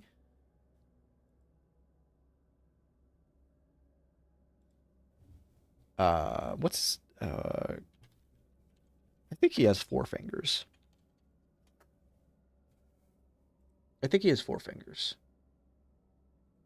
look at you. Yes, he has 4. Okay, sorry. I just had to check something real quick. But yeah, the weird Chica's Party World thing, that always confuses me. Like, why does Chica get her own location? Separate from the other what's her name? Funtime Chica.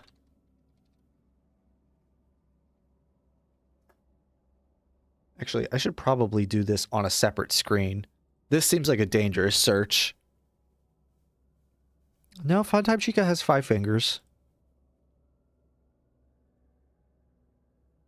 Open image in new tab. Yeah, she has 5 fingers. Which means that she most likely was also designed by William, which makes sense considering all the sharp teeth and everything. Your buds died. Sorry, autistic child.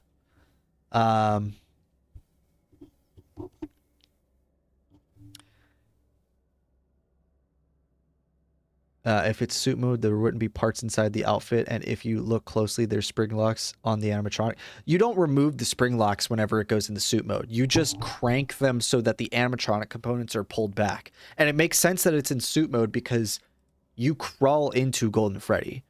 Like, like, that's a whole thing with Golden Freddy, is you crawl into him. If it was an animatronic mode, the animatronic would be blocking Oswald from getting into the animatronic. So it should be in suit mode, and we're crawling into it, and that's the entire reason why it's slumped over. Are you weird for turning off the opera? No, you're definitely not. I didn't know how to do it, and I'm too lazy to figure it out. But I don't use any of this. Sometimes I click on Twitter, but most of the time I just go up here and I search Twitter anyway. So this is quite literally useless to me.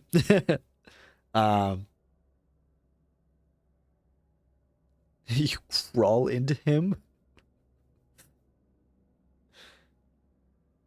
But yeah.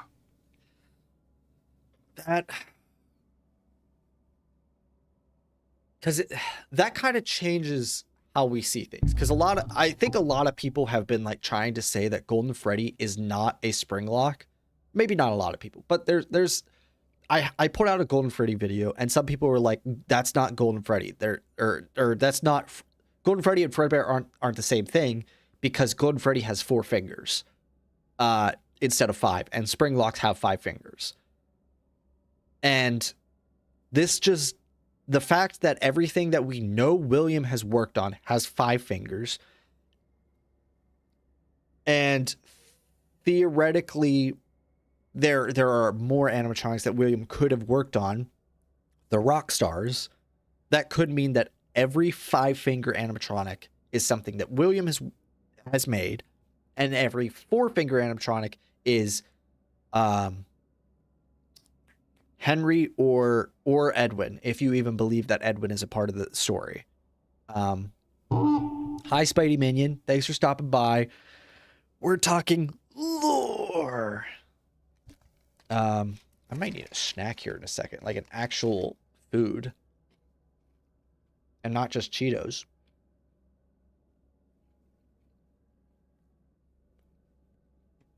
Toy Freddy. That's a good...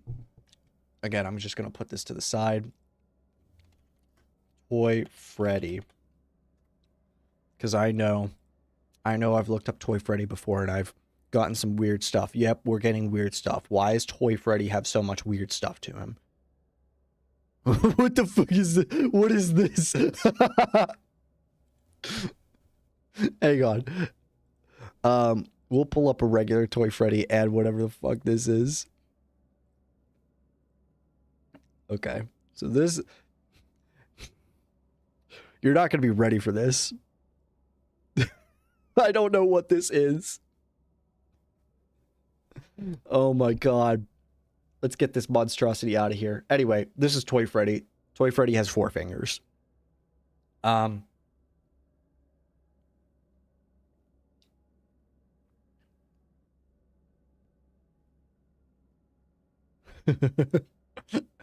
Yeah, you guys didn't like that, huh?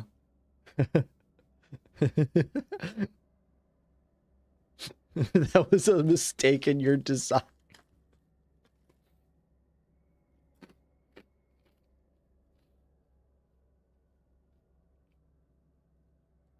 Anyway, yeah. Toy Freddy has 4 fingers. I'm pretty sure FNAF 1 has 4 fingers. Somehow I'm not surprised. Yeah.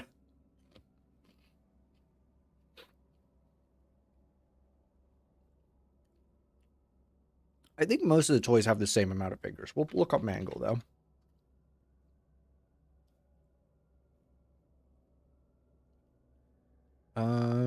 Yeah, this one, I'm counting 4 fingers.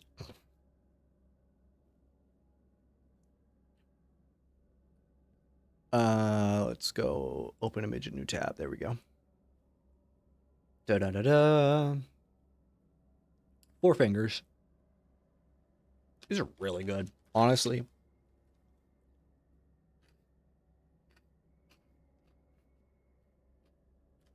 I opened this bag 2 days ago. We're almost out. I'm almost out. These are addicting. I have a problem.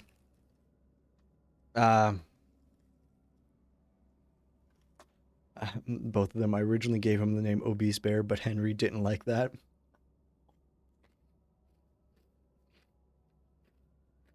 Henry wanted to make him a gamer.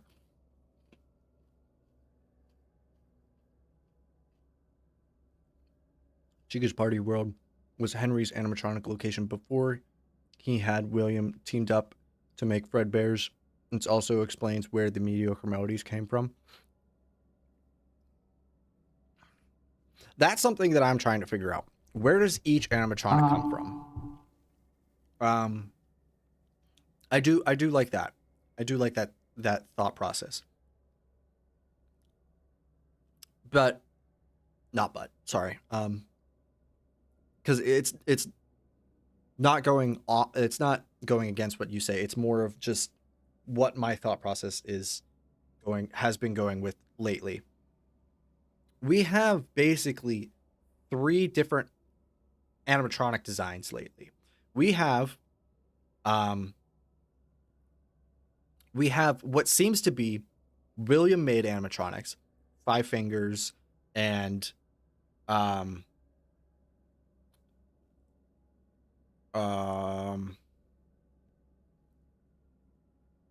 like the normal jaw design, like, excuse me, I don't even know how to describe. Maybe we look at Springtrap. We'll do that on the side again. Springtrap.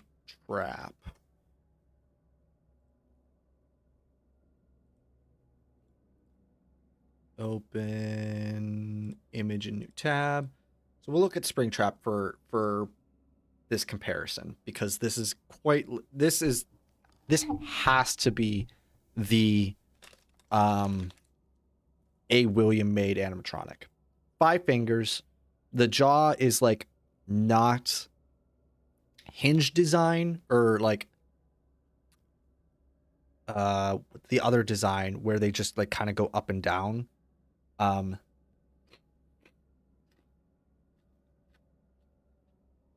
these weird like boxy feet seem to also be on all of William's designs.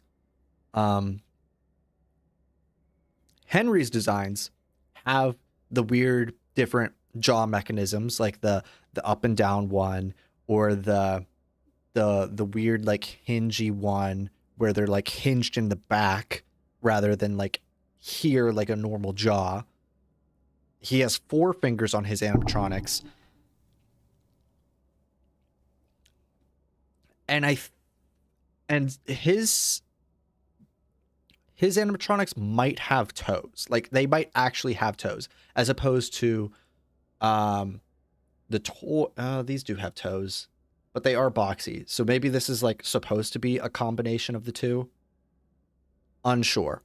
But now we have the Mimic and the daycare attendant that have different design aspects than the previous ones, making me think that there has, maybe not always, maybe it's a retcon that Scott is adding a 3rd partner to the beginning of the franchise. But I think Edwin is slowly making his way into the franchise because the Mimic came really early in the franchise. And apparently so did the daycare attendant.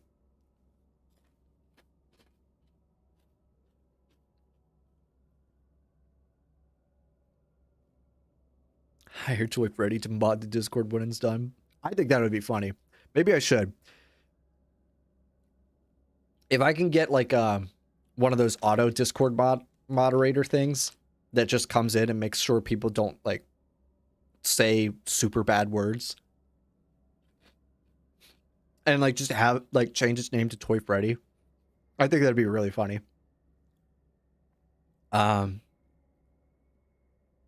Never get in a suit that is prone to killing. Facts. What happens if you drink water while you get spring locked? You are dead. Yeah, don't get thirsty in those. I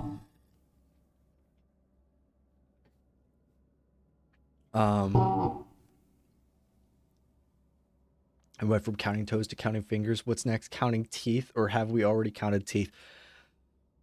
It's always bothered me that there are 2 sets of teeth in animatronics. So maybe counting teeth is eventually going to be something that we need to do. I mean, it is maybe not counting teeth, but the Mimic and daycare attendant have that weird teeth design. So we're not counting them, but we are looking at them for a reference, and they match almost identical. The daycare attendant's teeth, whenever his mask breaks, they have the individual teeth like the Mimic does. So it's not counting them, but we are looking at teeth for different designs. Rockstar Freddy has 5 fingers. Yes, he does. Yes, he does. All the Rockstars have 5 fingers, which is Rockstar Freddy.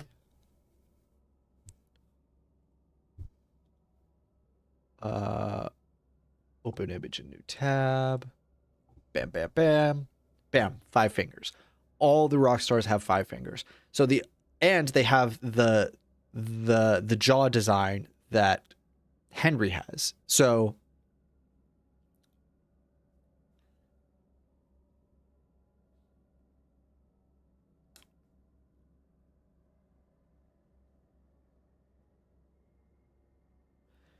yeah, like I said, this is something that's been bouncing around. It's not perfect because I think I'm starting to think that like the puppet being one of those weird out there characters might have been something that Edwin made, not Henry.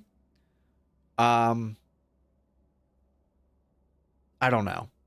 It's not a perfect idea. That's why it's not making it into a video yet, but it's something that I've been bouncing around. The 5 fingers is something that matches Williams' designs, because it was something that we thought was Springlocks, but it obviously hasn't matched Golden Freddy ever.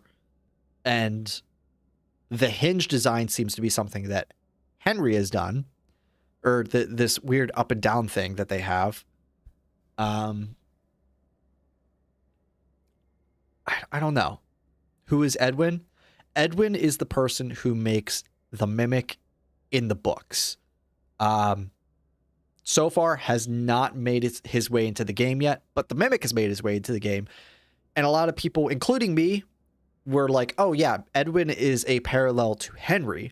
But now that we're starting to see like this, like Into the Pit coming to a game, and like we have books that are coming to games and possibly get like making them canon to the games, it's making me think that there is a third person who's making animatronics, and Edwin is this person.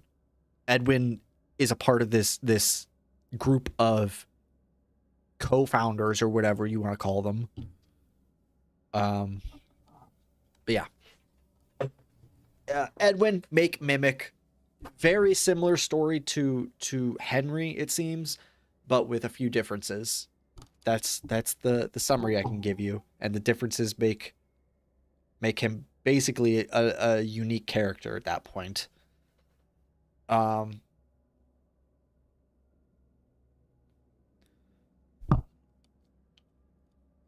Yeah, makes sense. I don't know him. Only books I have is the survival logbook and the cookbook. Yeah, he's gonna get mentioned a lot lately. The more that the Mimic becomes a big part of the series, the more we're gonna have to talk about Edwin and either say he is a part of the series or he isn't. It's especially with the next Steel Wool game being Secret of the Mimic, we're probably going to get a lot about... We could get a lot about this Edwin character. I do not piss well on this Briglock.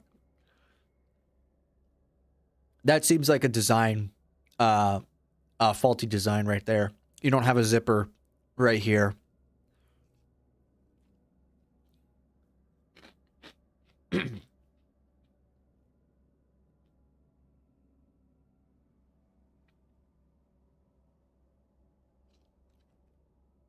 Title, Mimic is the daycare attendant.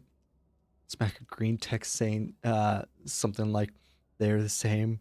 Golden Freddy on there somewhere. Then you got a perfect title and thumbnail. Pretty much. I mean, hold on.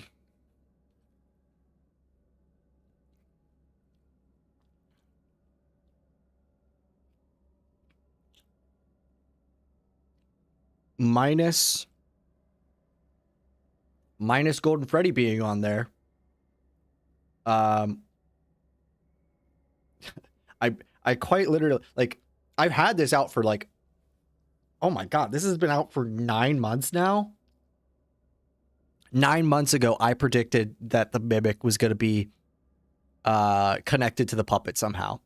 Now, the thing that's like, some of the evidence doesn't match up anymore, in my opinion, because I'm starting to think that Edwin and Henry are separate characters. And most of the things that were pointing towards it were like, at the time, I was like, they're parallels, meaning Edwin's kid dies, Henry's kid dies. Henry's kid becomes the puppet. Edwin's kid has to inhabit an animatronic. In the books, he inhabits the Mimic. The Mimic kind of just disappears in the lore for a long time. What if the Mimic just kind of becomes the puppet and then later on turns back into the regular Mimic? So therefore, that was the whole line of logic of, if they're the same, yeah. I think it was a good theory at the time. And now it's like, I did the math problem. I got the right answer, but I did it completely wrong. You know what I mean? And I feel like I've done that with a few of my things. Like I've gotten the right answer, but I used the wrong equation. I think another one I did more recently was this one, which is kind of, wait, was it this one? Is this the, no, it's not that one. It's this one, where I talk about how everything that Gregory sees is most likely not real because he most likely had a mask on.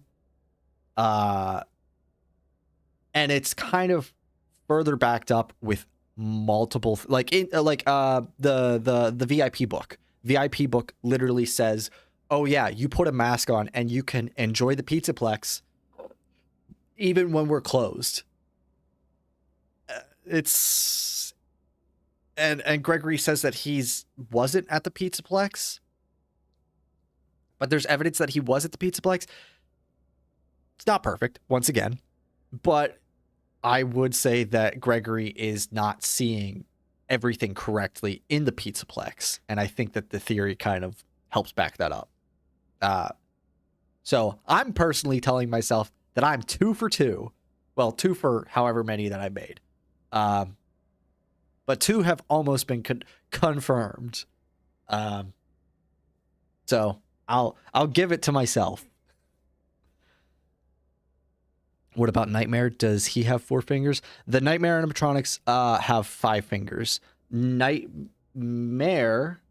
We'll look at Nightmare real quick. Oh, there's a whole nother thing here. Here, let's FNAF Nightmare. 2, 3. Yeah. This is 5. Open image in new tab. Bam, bam. 5. Is that a Techno plush on the bookshelf? That one right there? Yeah. Yeah, that's a Techno plush. Glad somebody finally pointed it out. I put little cool things on my shelf so people would be like, "Oh my god, he's so relatable. He has fun things." I do have something else that also should be on the shelf, but he kind of got pulled off of the shelf momentarily, and I never put him back up.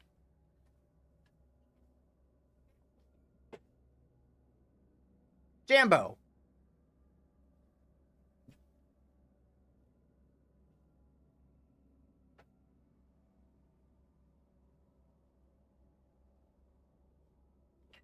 And I think that's why. That's exactly why he wasn't on the shelf. It's hard to keep him in one spot, and the fact that I need to reference to the books multiple times, and he's sitting in the way. In fact, in this video that I'm supposed to be putting out tomorrow, I point here in the video, and there are books there because I pulled Jambo down. So,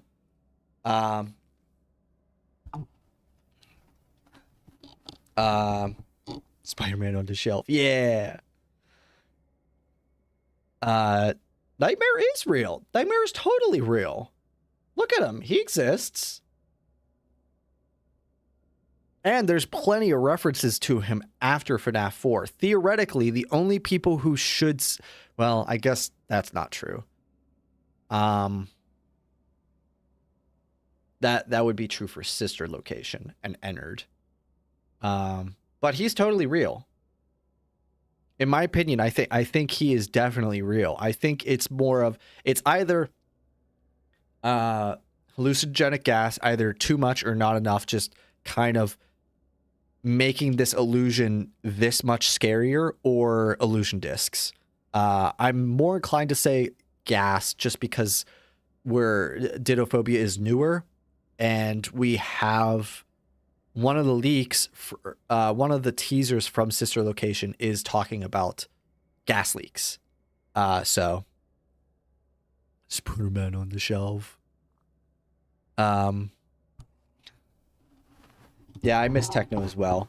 I love the fact that most of like Techno fans like made the joke that like his upload schedule has not changed even in death. And it's really funny that that Tommy in it has also kept his upload schedule up a little bit with that last video. He was like, "Oh yeah, I put something together that we recorded a while ago." And it just helps. It's like helps push that thing, like that his upload schedule just hasn't changed.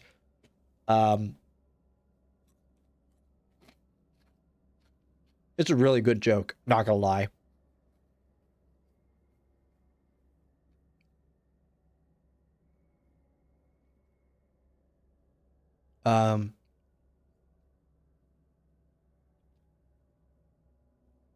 If Nightmare was in a Fredbear's restaurant, he would be called Nightbear.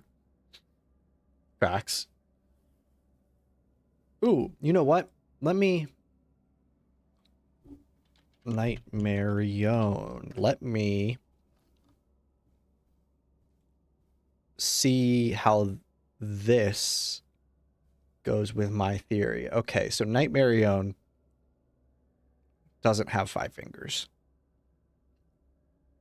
In fact, the design is way too different from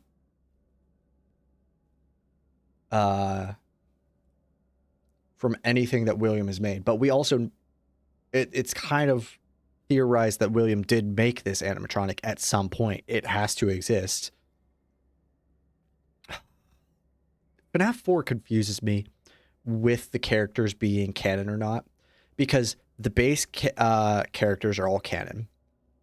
And then the Halloween update came around and Scott said, none of them are canon except for Balloon Boy. Nightmare Balloon Boy. And that was like, the fuck? Why would, out of all of these characters, why is Nightmare Balloon Boy canon? And now the rest of them have just been added to most games, like Ultimate Custom Night, and plenty of reference to Nightmarion through plushies in Security Breach and Ruin, and Help Wanted 2 at least. I think there's at least one plush in Help Wanted 2. Probably Help Wanted 1 as well.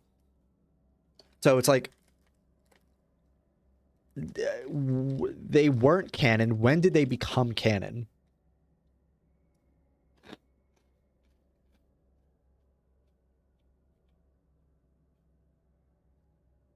If Nightmare animatronics are supposed to be the Nightmare gas / illusion discs, making Mike see all of the nightmares again, then what on earth is Nightmare supposed to be?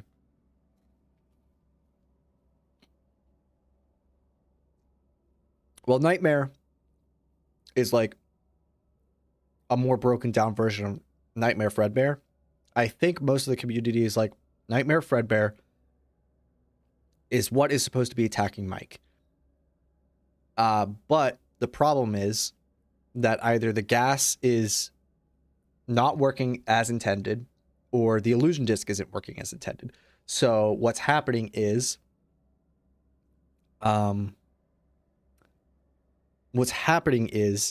that the, oh, my camera's going to die. It's blinking red at me.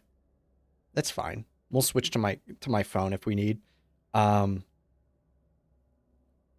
because it's not working as intended, we're getting a more nightmarish version of Nightmare Fredbear, and it's just called Nightmare because it's even more terrifying. I think that's what...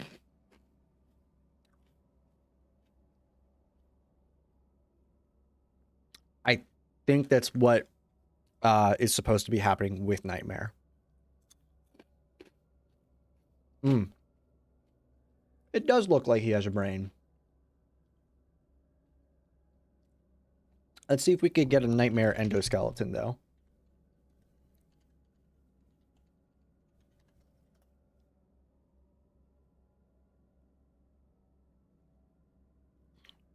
Open image in new tab. The head just kind of looks brain-like. I mean, we could compare this to... We'll compare these two real quick just to see how similar they are. I think the only thing that doesn't match up is the jaw. But if this jaw, the outer jaw, is part of the endoskeleton, and this inner jaw that I think we could still see on the inside is part of the... the outer jaw is part of the casing, and the inner jaw is part of the endoskeleton. I think this matches up pretty well. I don't know if this is fan-made or not, actually.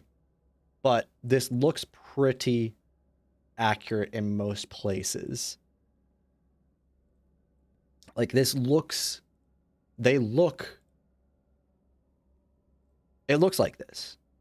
From what I'm seeing through here, it looks like that to me.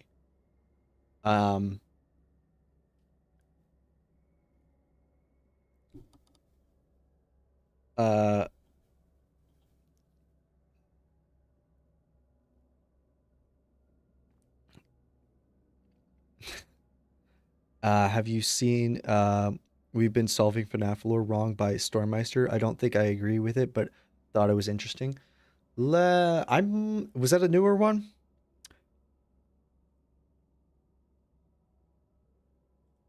If it like just released in the past few days, I don't think I've seen it. There you are. Videos here. Collapse this. I guess I can't. Oh, there we go. Have I not seen this? No, I think I've clicked on this. I think I have seen this. I just haven't seen it in a while because this is 5 months old. And I went back to rewatch this one, but I'll have to watch this again. Oh, camera died. Hey. I look over and I see. Okay, so we're definitely going to need to buy that attachment because we've only been going for a little over 2 hours now. I'll either need to buy more batteries to swap them out or just buy something that'll make it so that I don't need to swap batteries. I can just basically plug my camera into the thing.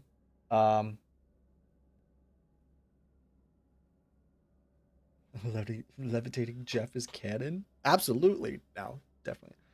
All right, so I need to hot swap my camera.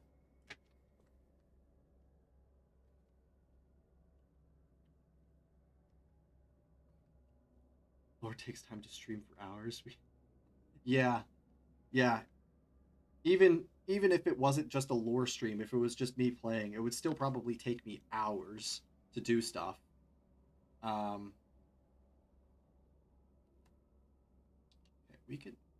fact that my camera is still on and it's just telling me to charge the battery is kind of mean. Okay, camera off.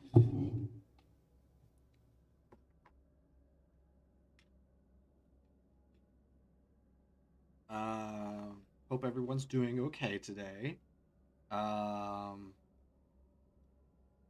Ooh, you know what?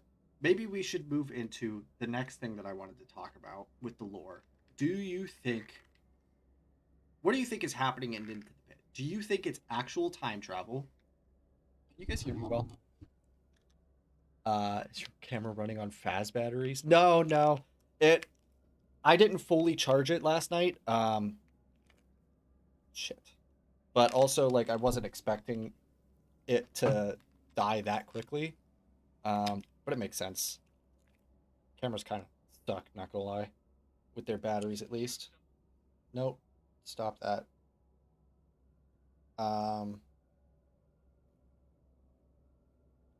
Yeah.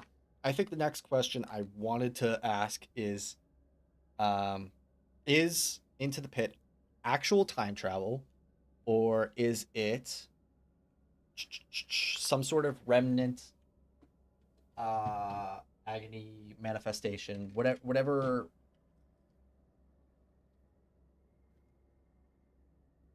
most YouTubers say is happening in the Into the Pit books. Why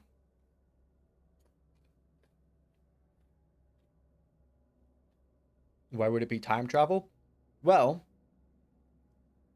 it would be time travel because whenever Spring Bonnie bursts through the door on night 2 or night 3, hold on. And there we go. Haha. We're back to the OG camera.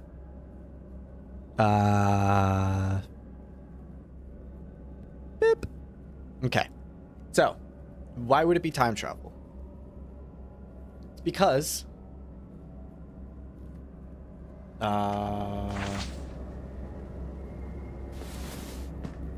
we go this way. I'll show you.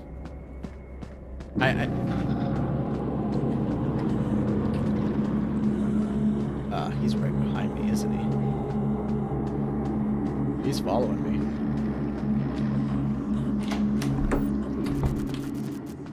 this door, it's either this night or the next night. Spring Bonnie bursts through this door, and then when you go back to Jeff's Pizza in the future, the doors aren't there. Like, these exact doors, whenever you walk into Jeff's Pizza, just don't exist. And it seems like it's supposed to be saying time travel is happening because Spring Bonnie bursts through these doors, and after he does that, the doors in the future just don't exist. Another thing that happens is you can go to the Paper Pals in the game. Hi, Rosie. You can go to the Paper Pals. There's 3 of them on the wall. When you interact with it, it adds a 4th one that also affects the future. So my whole thing, that I think I said this earlier, is I think how a lot of YouTubers describe their agony, remnant, illusion, like whatever they thought was happening in the book originally that was saying that it wasn't time travel, was basically describing it as memories of the missing children, the missing children's incident kids.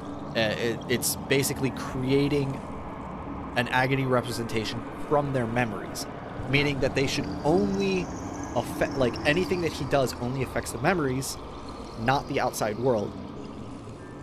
And it also shouldn't, what was the other thing? Hi, Rosie. Hi, sweetie.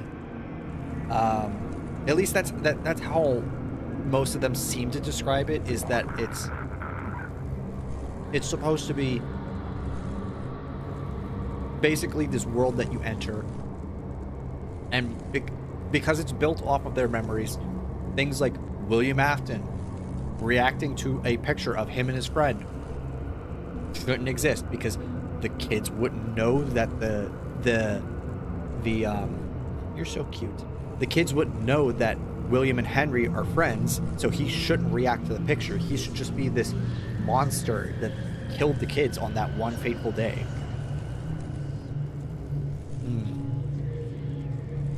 Well, Robin left. Bye, Robin.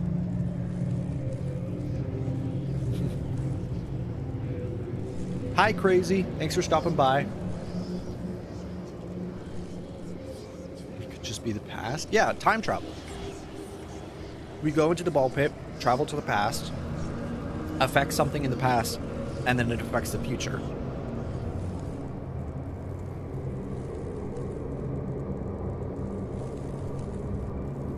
What's my personal favorite FNAF game?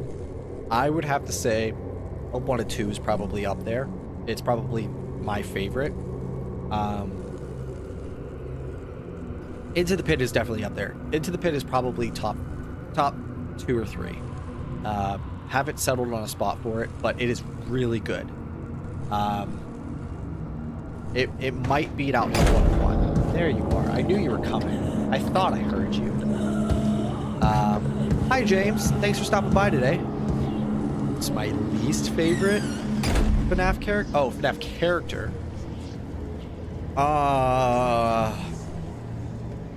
What's the egg guy from FNAF 6? He just makes me uncomfy. Hi, Angel Theory. Thanks for stopping by today. I hate the egg thing. Lots of new people today. Yeah, just lots of people showed up.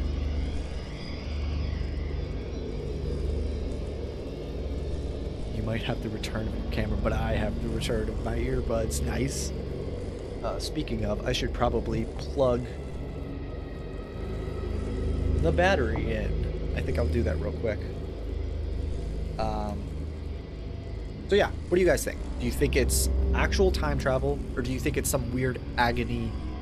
How do you describe what is happening whenever Oswald goes into the ball pit? I would like to know. Egg Baby, that's the name of my least favorite character. Yes, thank you, Spidey Minion. How would you describe what is happening whenever... Hey, thanks for subscribing, James. I should pull that up. That way I can hear whenever that happens. I didn't hear it, I was just looking at the screen when it happens. I'm hoping I didn't miss anybody else do anything. Rosie, can Can I get up for a second? I just want to plug this in.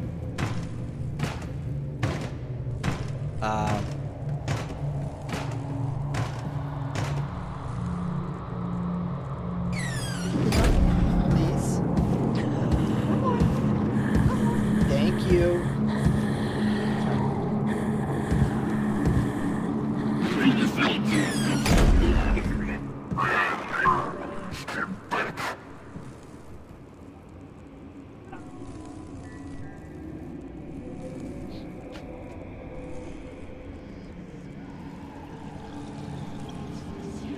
It didn't pop up when you subscribed to Artistic Child?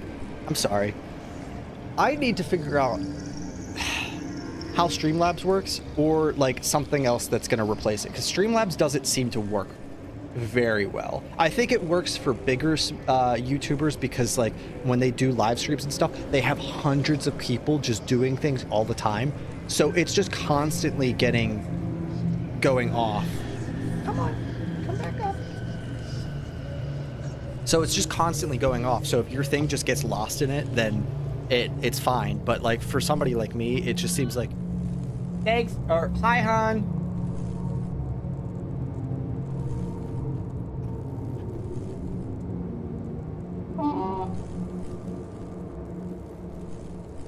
This is getting overloaded on the ball pit fumes.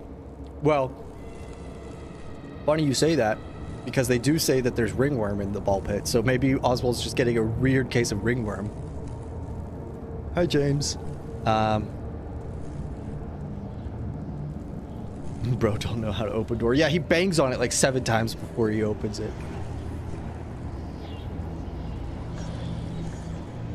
Glitched once again for me when I tried to subscribe. You must have made Streamlabs very angry then. That's all I gotta say. Cause yeah, even sometimes I'll see messages pop up in my chat thingy right next to like what you guys should be seeing, and it doesn't pop up in the stream. Not all the time. Like it's very rare that that one happens, but sometimes it does happen. Or they'll put a message in and it takes like 5 minutes for it to pop up. Like I've already read it, and you guys know I'm a slow reader, so like if I'm reading it before it's popping up on the screen, then that's not great.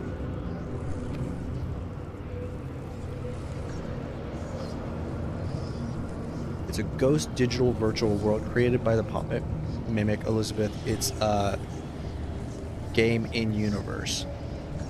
So you think that Into the Pit is an in-game universe that we are playing in that universe?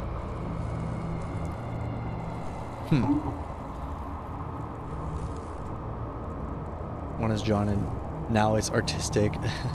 Going to try again. Okay, Artistic. I think the next game is about Candy Cadet's story, the monster in basement. It's hi, buddy.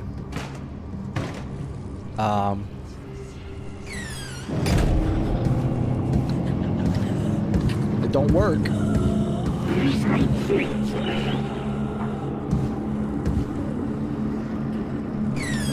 I think I read that. Yeah, it's like the Matrix, a simulation inside of a simulation. Okay. No, I think I see what you're getting. So we're playing a game, and in that game we're playing as a character who's playing Into the Pit. So it's like 2 layers down. I think I see what you mean. Why does it hate you? I don't know why it chooses favorites, honestly. Like, I don't know how to get it to work 100% of the time, but it works like...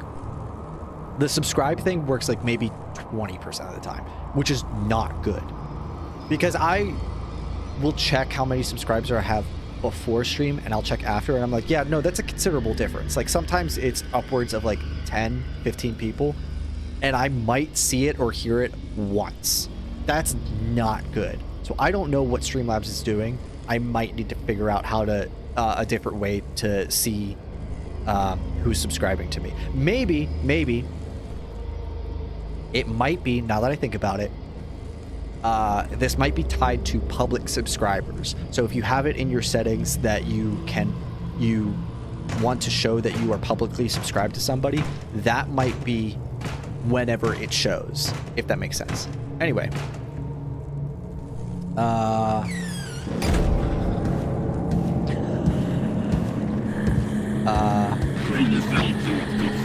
Favorite, like every time I stream. You hit 100 subs.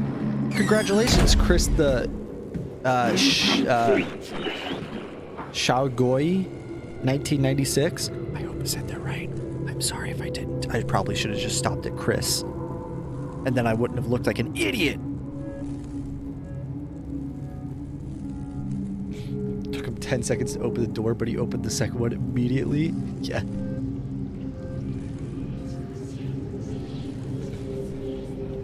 What did you miss? I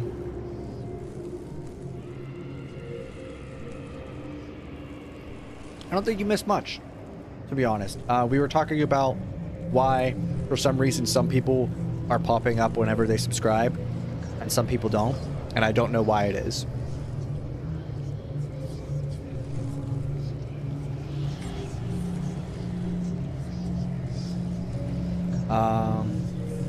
Alright, we'll wait for him to do another loop around, and then we'll actually do some stuff. Is the game taking place in 1987 or 1983? Neither. This should be taking place in 1985. Because we see a calendar whenever we right next to Golden Freddy, and it says that it's happening in 1985.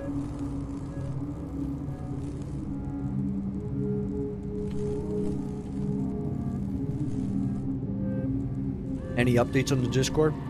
No. I kind of took like 2 or 3 days off after the whole streaming like for 2 weeks straight, and it felt really good to do that. And then I was like, oh crap, I'm not gonna have a video out by Monday if I just keep relaxing. So then I've been trying to push all my effort into getting a video out for tomorrow. So all right, here he comes. And now we'll go touring around the pizzeria. Close to 9K subs, am I? I know I'm getting up there. I think I'm like at 8.6 right now.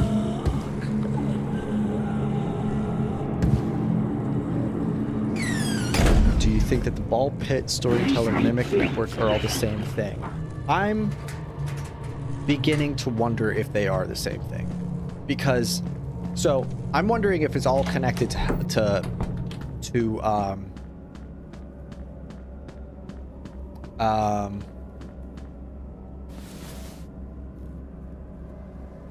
if it's all connected to FNAF World. See, my current interpretation of what's happening in Into the Pit is that it's some sort of, it's, what do they call it? The flip side or something?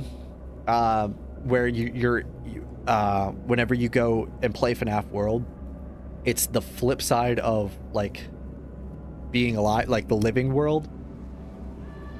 So my current interpretation of Into the Pit and most of these things that are like VR headsets, illusion discs, things like that, is that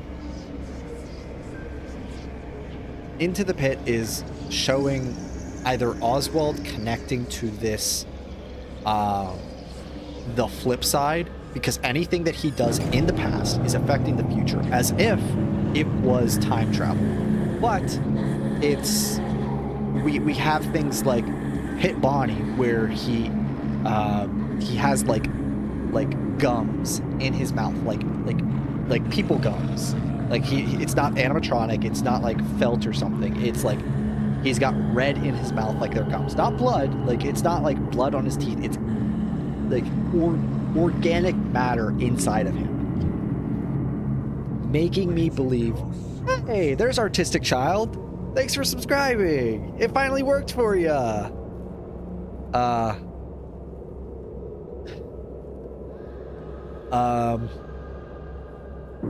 What was my thought process? Where did I leave off? There. Yeah, sometimes it just takes a minute. Where did I leave off? Oh. So like either the entire thing is just Oswald experiencing the flips, like the entire game is happening on the flip side, or him entering the ball pit is him entering the flip side.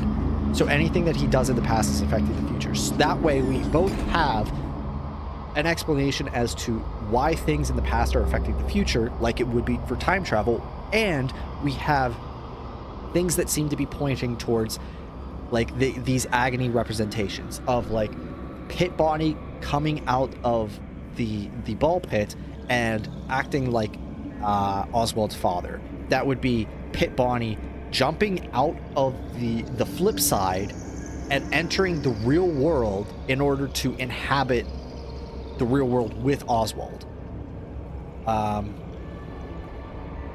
That's sort of where I'm at with what Into the Pit means, and I think most of the things like the VR headsets and the AR headset, like all these things that like are showing us a different world, are somehow connecting to this, and they're connecting at different layers, because in FNAF World you go a certain amount of layers down and then you can't come back out apparently. And I think the whole thought process is FNAF World introduces us to the flip side. The flip side tells us that it's basically like an afterlife sort of thing. Maybe it's some sort of afterlife created by technology, created by William or something, that like maybe it wasn't even supposed to be made, but souls are getting trapped in this flip side thing, and most of them are pretty happy. They enjoy being in this flip side. But because it's tied to technology somehow, Fazbear is maybe unintentionally, maybe intentionally connecting to the flip side through their technology, through the VR headsets, through the AR headsets. And we have things like the pit that seem to be also like some sort of tunnel or connection from the real world to the flip side.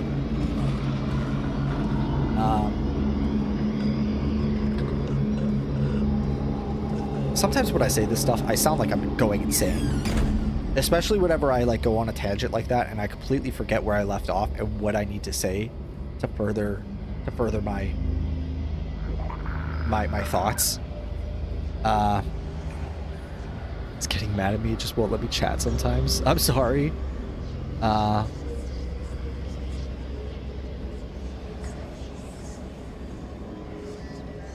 I looked outside and I saw a couple taking a picture in the road. Hopefully they don't get hit.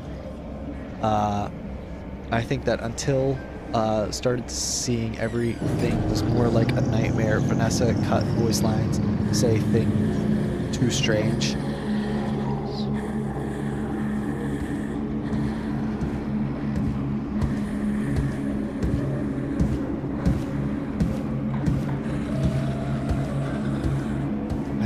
Until started seeing everything was more like a nightmare. Well, it could be, you're right, that things are turning more nightmarish, and it could just be because we quite literally are affecting both sides when we do anything.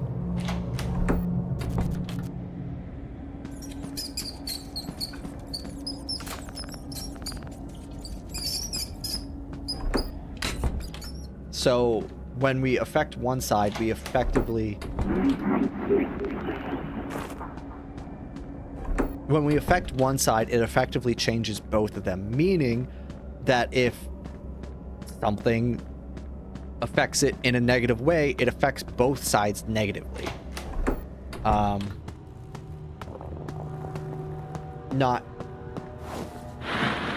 I don't know. I think the next video that I want to work on is talking about what I think Into the Pit is, because there's so much interpretation to this. Like the fact that Oswald has a weird connection to Foxy. That's a little odd.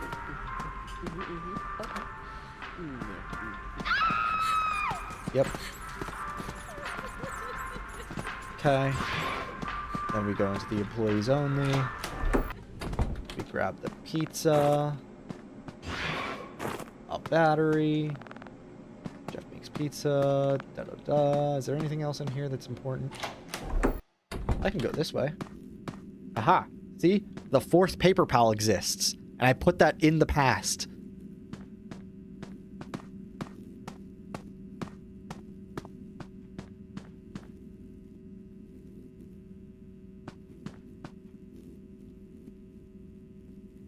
Spring Bonnie. Hmm.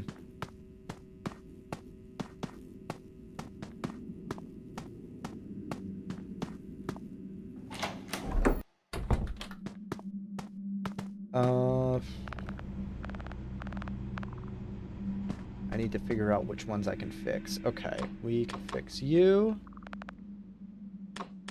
What do you need? Control panel. Puzzle matrix. You need a puzzle matrix.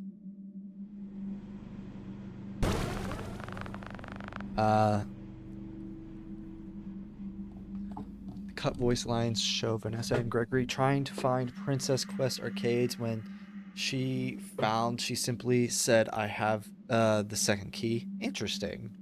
I don't think I've actually studied any of the cut voice lines because I believe that they are cut for a reason. Whether it wasn't something that Scott intended or whatever. So I don't really believe that we can use cut voice lines for...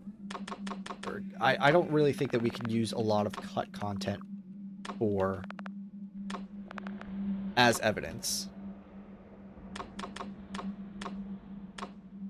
There we go.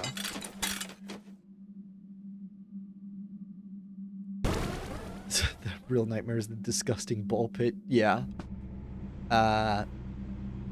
Security breach. Glamrock Freddy wasn't supposed to be allied of Gregory, but was Vanessa's role. Yeah, that's what it seems like from the trailer, but that's not what we got.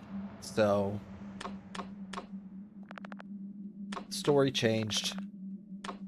That's not how the lore is going anymore.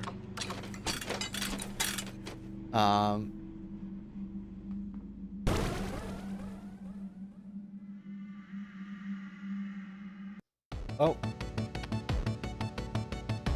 I hit it one too many times because I was looking.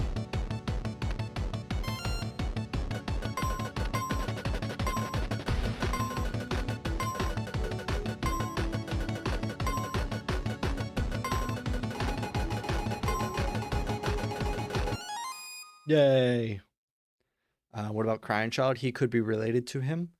Related to who? To who? To who exactly? Who is he related to? This should be... It's one of these two. It might be this one. Oh, it's the space speaker. Do I have all the pieces?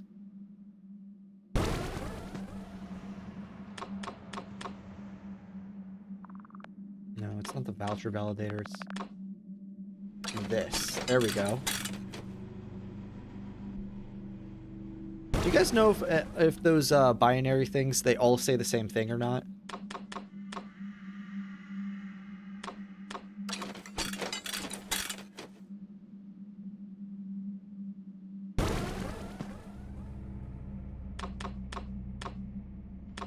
Get the balls in there. If there's a Spring Bonnie, then there's a Fredbear. Yeah, Fredbear's the one that that's slouched over in the back. Wait, do I not have the piece? Ugh, I can't cash my tickets.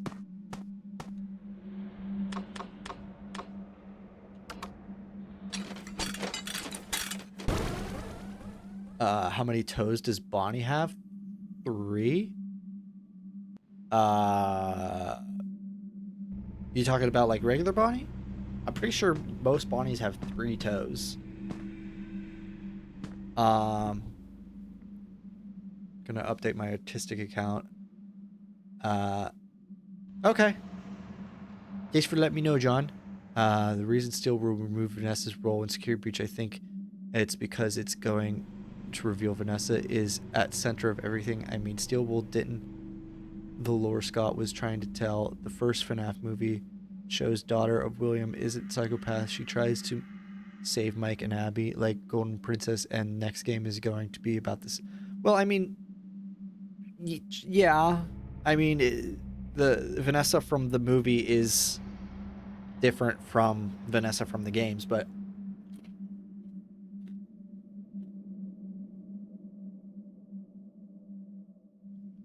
Vanessa from Help 101 was called the unwilling, reluctant follower because she didn't want to follow William. She fell into the trap. Who's Spring Bonnie? Spring Bonnie is Springtrap before the spring locks go off. So he's just the rabbit. Which would most likely be William still inside the rabbit suit, just not spring locked. I have a theory on what purple represents in FNAF. I think it represents death and pain. For example, Cece dies by Fredbear, who wore purple. 5 kids killed to a bunny wearing purple. Interesting. Very interesting. So we need one more heart for this. And it's the ticket thing.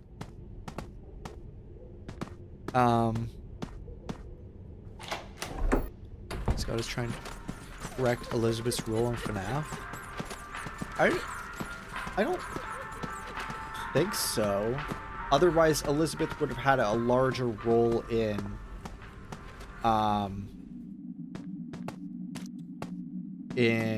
Ruin, because Scott tried to use Ruin to course correct security breach.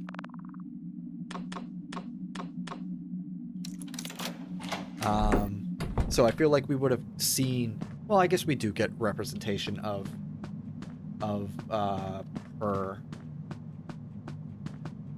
with the plush baby. So I guess she will have at least somewhat of a role.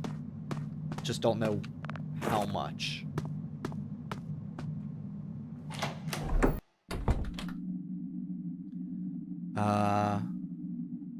Oh, Oswald could be related to Cece.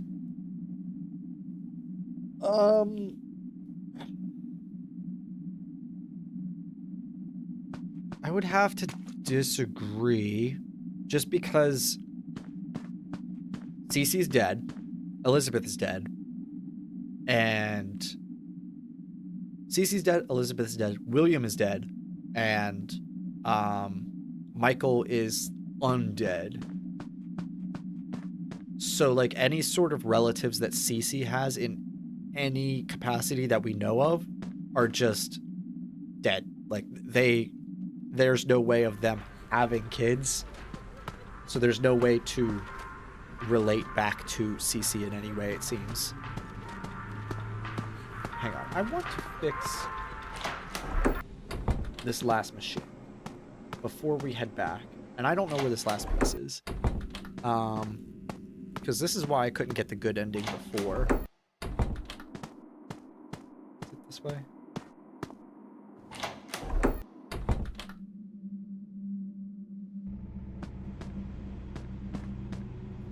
Oh, gee, you're still alive? Yeah, I'm still alive. Hi, Torsten. Thanks for stopping by.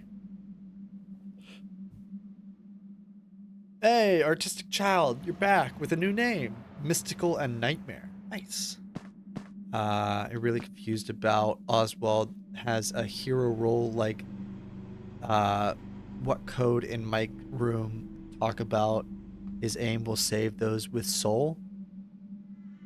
But he's not, because I think it's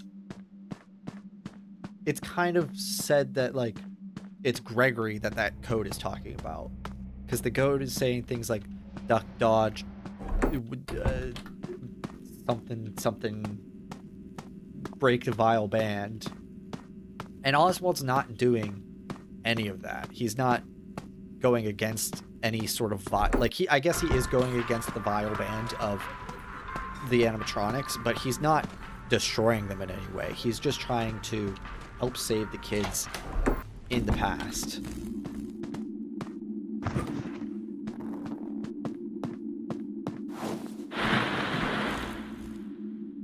Terminal.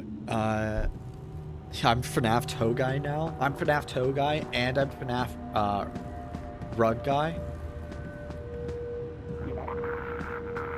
Okay, so he's just sitting outside this room.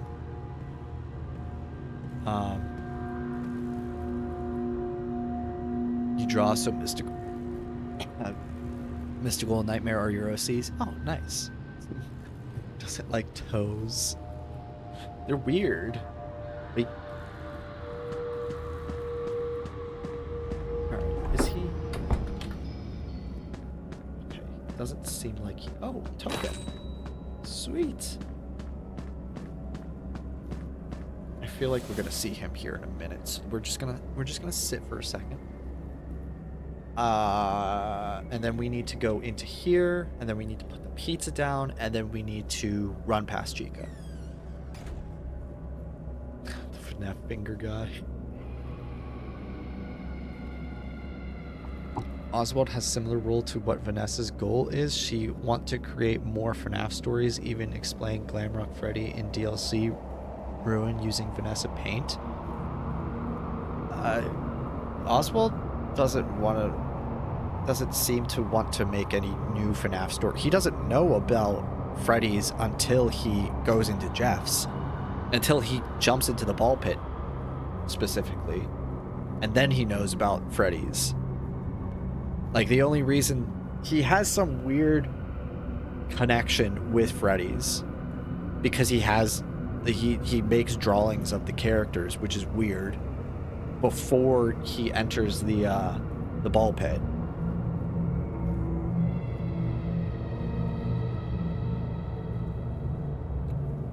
Where's Spring Bonnie? I know he's supposed to be here.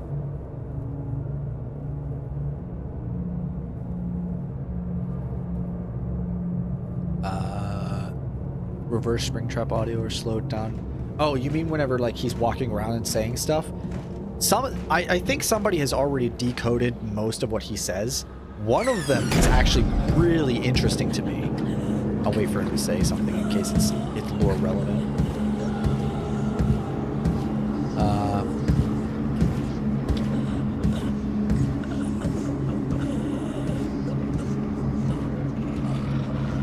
Where's he going?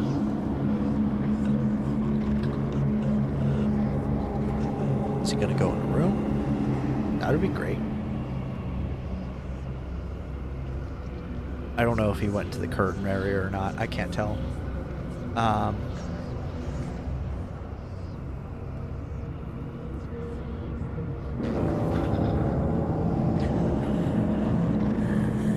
Talking about Pit Trap's audio? Yeah, this guy's audio, right? You think that there's some lore significance in what he says? I think, like I said, they've kind of like... Somebody's went into the files, gotten all of what he says, and like figured out what he says. And one of them is really interesting, so I'll try and cover that whenever. I don't want you in there. I quite literally, that's one of the worst places you could have went. So I gotta wait for you to come out of the kitchen. Oh, this is gonna be difficult.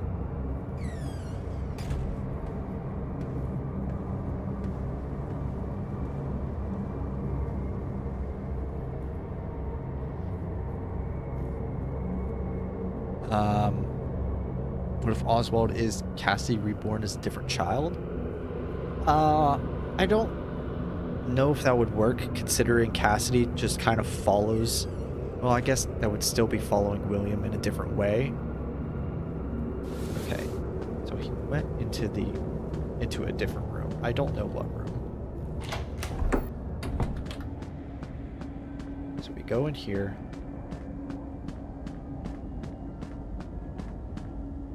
Put the pizza down. I'm just gonna go this way. Hi, Chica.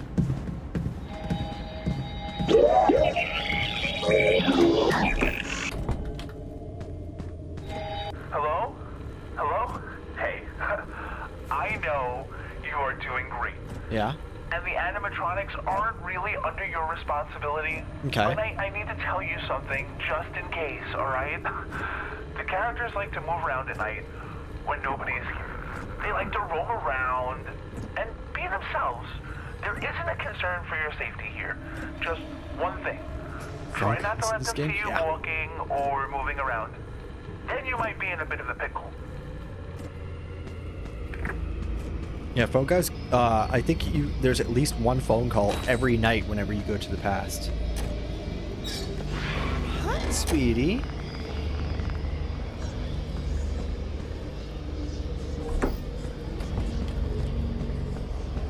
Okay, then we go this way.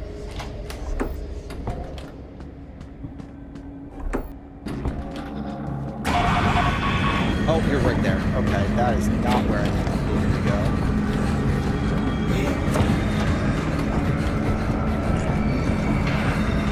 Can I help you?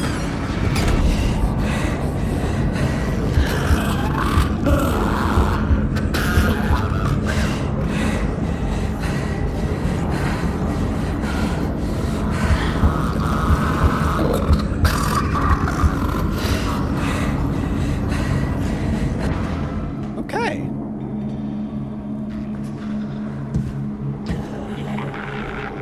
Okay, sounds weird. He sounds... Where's his energy? What? You're the one who wanted to come over here.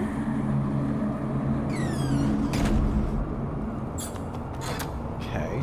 Well, if I go quickly... Why are you here, Chico? Why do you have to be here?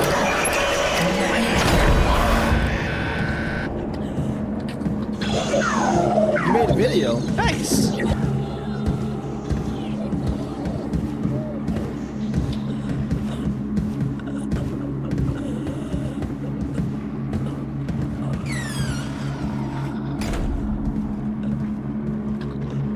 Okay, as soon as I don't hear the little gasping anymore,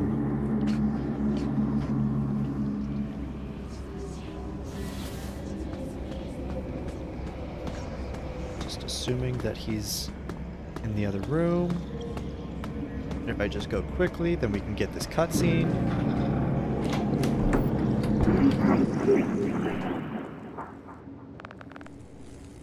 Aren't you coming? Nope. Nope.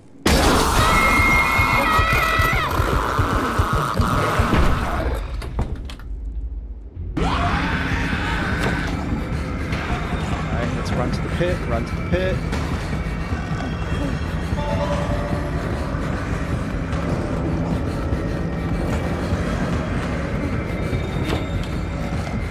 It's probably going really fast right now. Alright, we're good. Now it's too close. Way! And then we go home.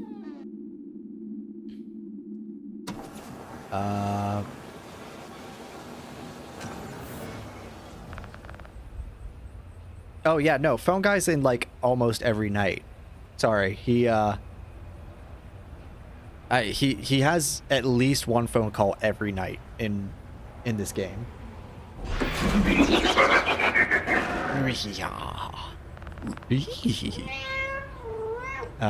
Pit Trap staring at us reminds me of Jurassic World when the Indominus Rex looks at Owen. Interesting. Hi. Yeah? Is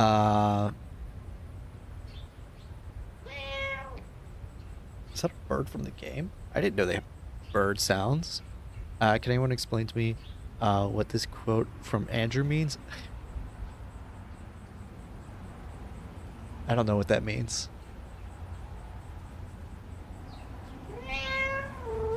You have 17 subs. Nice, Spidey Minion. Congrats. All the animatronics sprites' eyes can change to green for some reason. I knew that Spring Bonnie's for some reason changed from blue to orange. I didn't know that any of the others would change for any reason. Oh no, I know about the secret mini game, Ethan. Yeah, I've gotten that in my other save. We'll have to eventually get it because we'll have to eventually get it because I want to get the good ending. I've been on live stream for 3 hours. That's a good point. I might call it here soon. Oh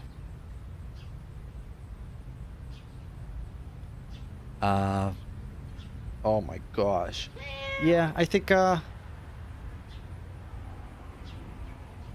yay, we got the achievement toddler. Yeah, we'll turn this into face cam for a little bit. Oh. There we go. We'll turn this into face cam for a little bit. Just kind of BS if you guys have anything else that you want to talk about for a little bit. Let me exit out of the game. Exit game. Where are you going? What are you doing? And then you know what? Since we're not, I don't want to sit here in pure silence. We'll go FNAF music and just put on the funky jams. Funky FNAF jams to fill your big dumb empty head. Start this bad boy over. There you go. Now you guys can hear some music. And we'll just hang out for a little bit.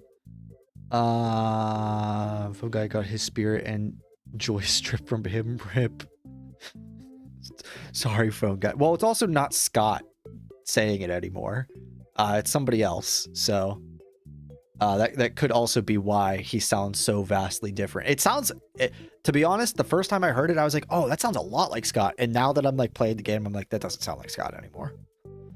You love my videos? Well, thank you. Thank you, H. I hope there's not more to that, and because all I see are ... H. I'm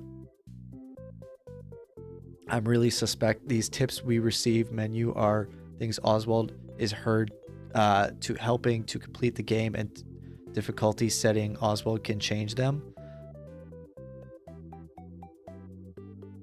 Oh, no, I see. No, I see. Because you think that it's all a game. It's all a game. But yeah, no, I see that. And some of the hints are a little odd. They're like, oh, by the way, there is no end to this. Like, everything will repeat, blah, blah, blah. There's some weird ones in there that got me interested. You love the positivity. Well, thank you. Thank you. I try. Is it the bite of 87 or 83? It's both. There's two. There's 2 bites. There's the bite of 83 that has the crying child, and the bite of 87 that assumably has Jeremy Fitz? Jeremy Fitzgerald. That's it. I was mixing Fitzgerald and Fritz, so I had Fitz for short. Hey, sweetie. Oh my gosh, you're so cute. Question for you. What spring Bonnie suit do you think William got spring locked in? Because there's a ton of spring Bonnies. I mean, I think he probably mainly only uses one. Like there probably have been a ton. I think the one that we see in Into the Pit is probably the same one that he gets spring locked in, and then he turns into Spring Trap. And then by the time of FNAF 6, I kind of follow Stormmeister's theory that Golden Freddy was disassembled by William, and he used parts of Golden Freddy to upgrade himself. So I only think that there is one Spring Trap, and he's only in one Spring Trap suit. Because hi, you want to get this out of my face? Thank you.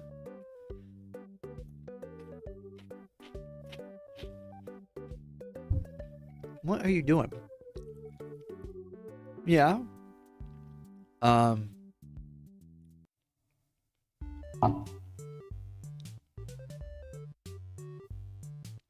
You want to look at the board?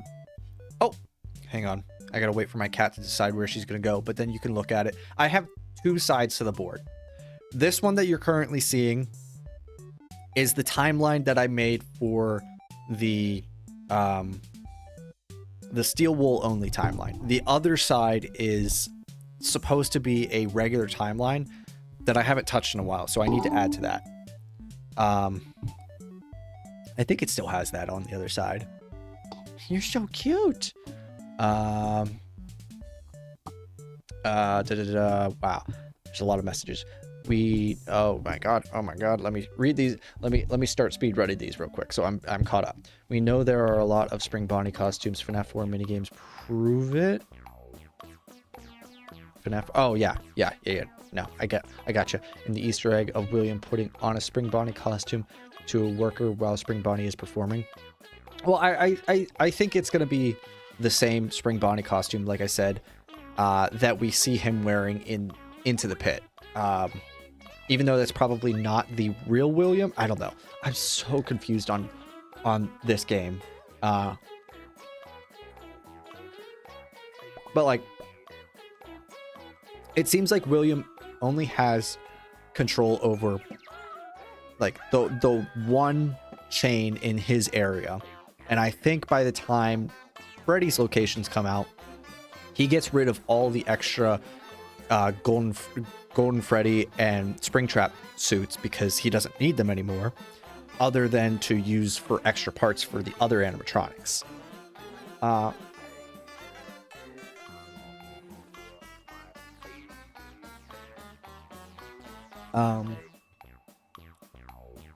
I've narrowed it down a bit. For starters, it's not the one on stage in FNAF 4. Can't be FNAF World, Spring Bonnie. Can't be the one William is helping an employee put on. I think it's the one from the FNAF movie. I mean, yeah, that he does get spring locked in there.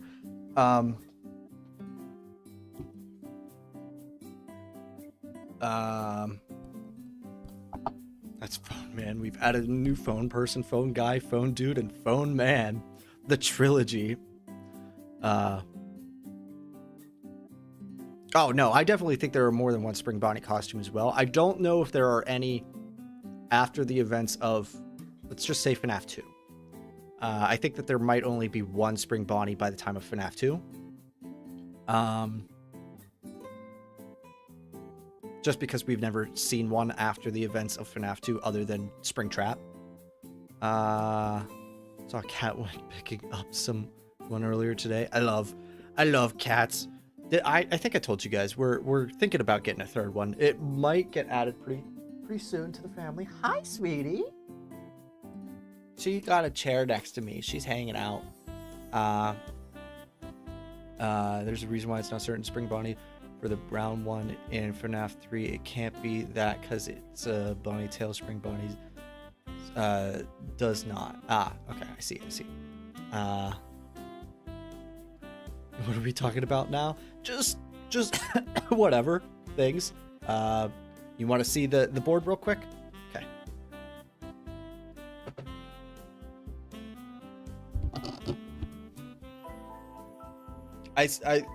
I think this is still just the same board from the timeline video that I made. There hasn't been an update to this side. I could flip it to the other side real quick for you, so you can see what my full timeline looks like. But like I said, it still needs some work.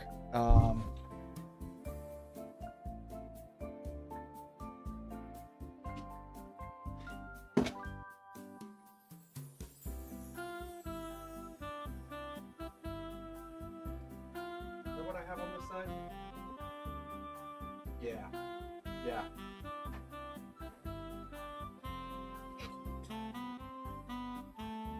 Ta-da!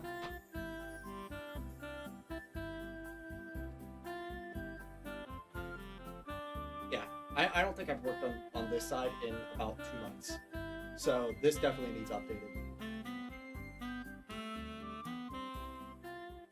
And some of the dates up here, I think 2015 is kind of like a date. Like everybody says a different date of when they think FNAF 3 takes place. So yeah. You having fun over there? Yeah. What did I miss? Where did I last leave off? There's a phone guy message. 3 cats. It's not fun. My cats are great. My cats are perfect. They're little angels.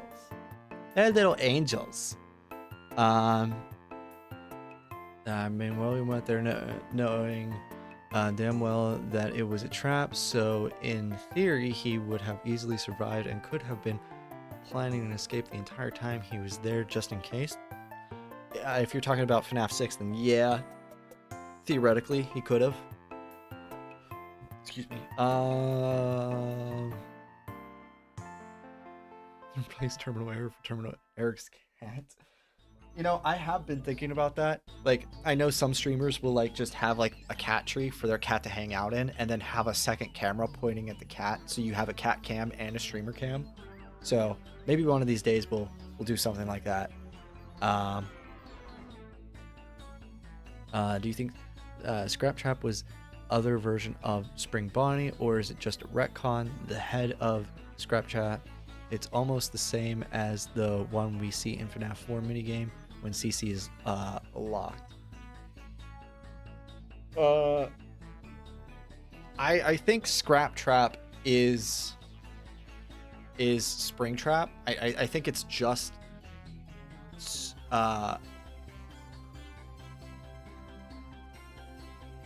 yeah, I think Scrap Trap is just Spring Trap, but more broken down. And then because he broke down, he decided he needed to add more parts to him.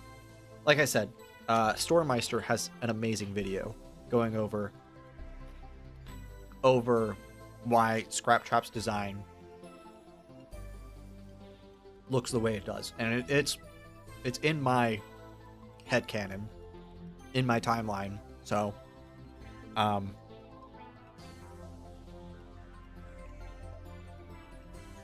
you smile near the board?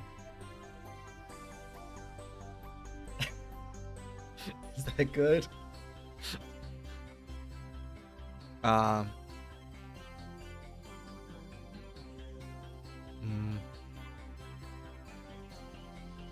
have a giant cat. She's large because she steals. She's a thief. Rosie here is the bigger of the two, and she's not that big. Like, oh, you're fine. Just come here. Come here. Look at her. Look at her. She's so cute. Yeah. She does. She does look mad. Oh. You mean like this? Look at how long she is. This is a long cat. Oh, she's so mad. Oh, she's so mad. Here, I'm going to set you back down. Back in your chair. Here you go. Here you go. Was harder Five Nights at Freddy's or Five Nights at Freddy's, but there's Five Nights. What's harder? 5 years at Freddy's or Five Nights at Freddy's, but there's is Five Nights at Freddy's? I'm confused. I'm so confused. I'm so confused on that. I think Scrap Trap stole parts of Wither Bonnie and Fredbear. Yeah, no, I that's what Stormmeister's video is basically saying, that he stole things from Golden Freddy, Fredbear, Yellow Bear, whatever you want to call him, in order to like upgrade himself. That's why he like has feet parts on his animatronic that didn't have feet in FNAF 3. Favorite game from Steel Wool? Help Wanted 2, obviously. Great. I think Help Wanted 2 is my favorite FNAF game right now. And I don't think I would like it as much if I didn't have this bad boy. Because the flat mode, it's fun. It's just not as fun because it's quite obvious that it's not a game that was made for flat mode. It was made to be VR. Yeah. But Into the Pit, I would say, is like a good 2 or 3 on that list as well. Scraptrap's bottom teeth look like Withered Bonnie's teeth. Do they?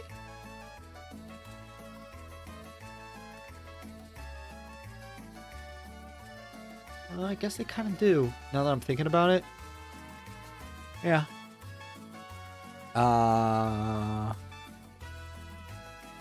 Can use that for a meme like tomorrow-ish.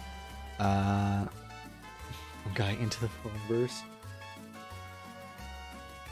Zelda is the largest. She's the size of my head. It's crazy.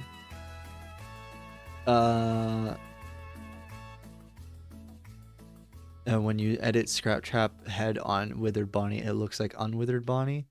I mean, but there is 5 Freddy's at... Oh, okay. You're basically against 5 Freddy's. I mean, they all go to the same door, so you just need to keep that one door closed. This music makes my eardrums twerk. I haven't even been listening. I love the like elevator-esque music that they have in this game. Scraptrap can be seen in the FNAF 4 minigame where CC has locked the Spring Bonnie head with only 2 teeth. Can he be seen?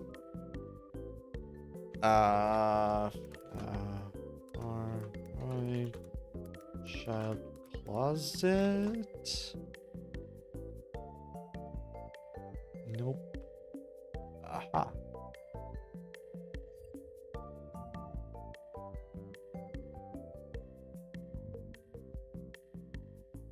Wow, that's big. And then if we just look at Scraptrap.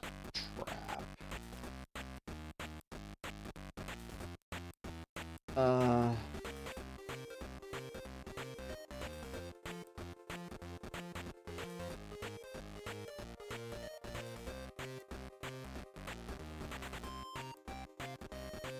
see it. I see it. Open image, new tab. Let's also pull up Springtrap real quick.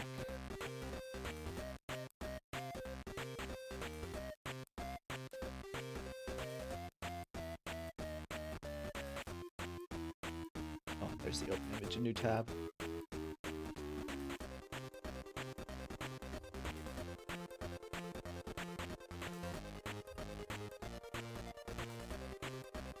You guys probably can't see this.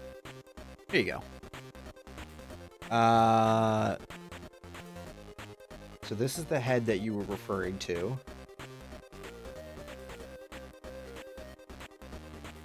This is Scraptrap's design with those buck teeth.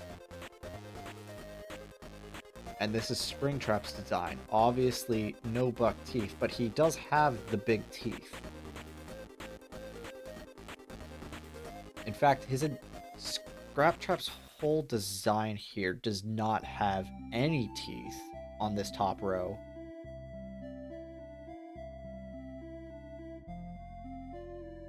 I think it could go either way.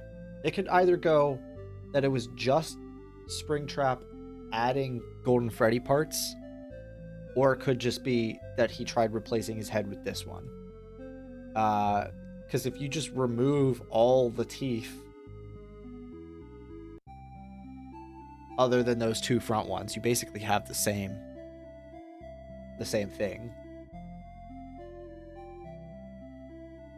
What's up, Rosie?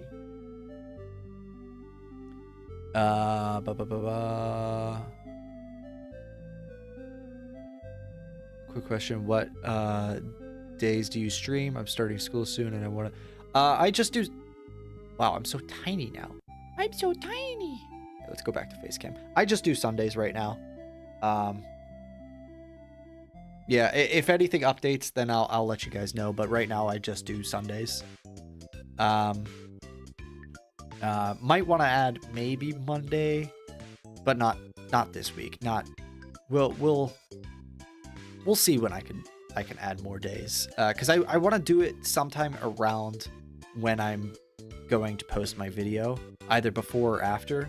That way we could have like a discussion afterwards. So we'll see.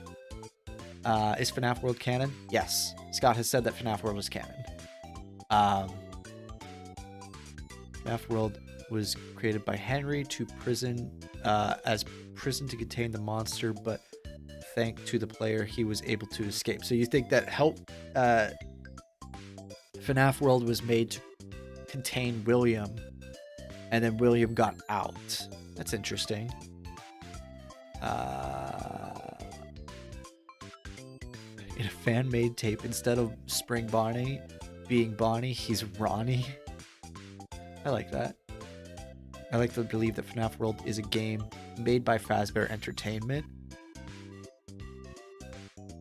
It definitely seems like it has aspects of Fazbear Entertainment touching it, but I don't know how much. Like, I don't know if they made it or not. So, I think it was Rytoast who said this in one of his newer podcasts. He said that there's a non-zero chance now that there is some sort of like spirit world or like afterlife that somehow it's like a way to either connect to the afterlife using technology, or somebody has created a digital afterlife and is trapped either purposefully or accidentally trapping souls in this digital afterlife. And I think FNAF World is basically that. I think FNAF World is this digital afterlife that is able to have people, when they die, too close to Freddy's, too close to an animatronic somehow, their soul is getting transferred to this digital afterlife. And therefore, and because it's a digital afterlife that's made through Fazbear Entertainment somehow, whether they meant to make it or not, it's allowing other things that Fazbear Entertainment makes to connect to this digital afterlife, again, either on purpose or accidentally, through VR, AR goggles, through there's like 3 other things that they make. The thing that they talked about in VIP, where you put on the mask and you travel to the Pizzaplex even though the Pizzaplex is closed that day. Yeah. Oh my god, you guys are whoa.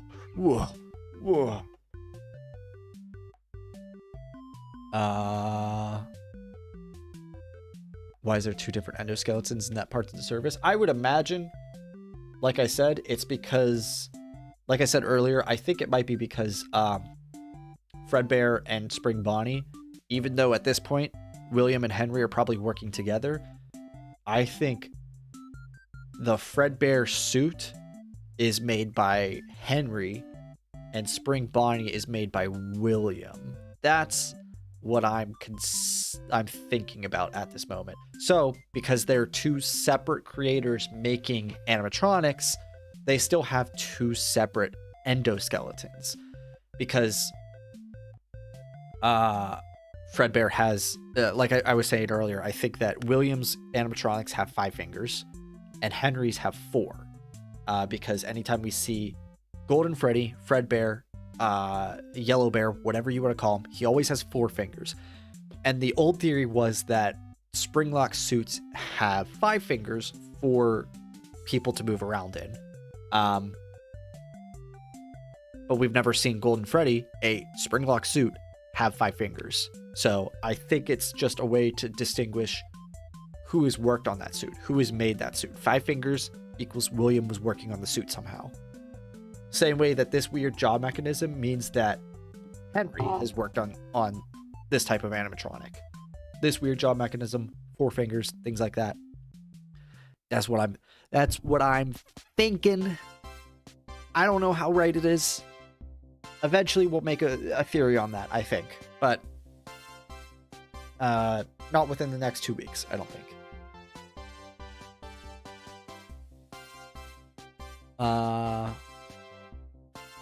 Bottle of green Fizzy Faz? What? Where's there a bottle of green Fizzy? On my shelf? Oh, no, that's Chica's Fizzy Faz. It's the pink lemonade one. I want to get them all, but They don't sell the Freddy one anymore. The Freddy or the Roxy one, actually. So I can only get Chica and Monty, and I never actually bought Monty's yet. You gotta go. See you, Blue Melon.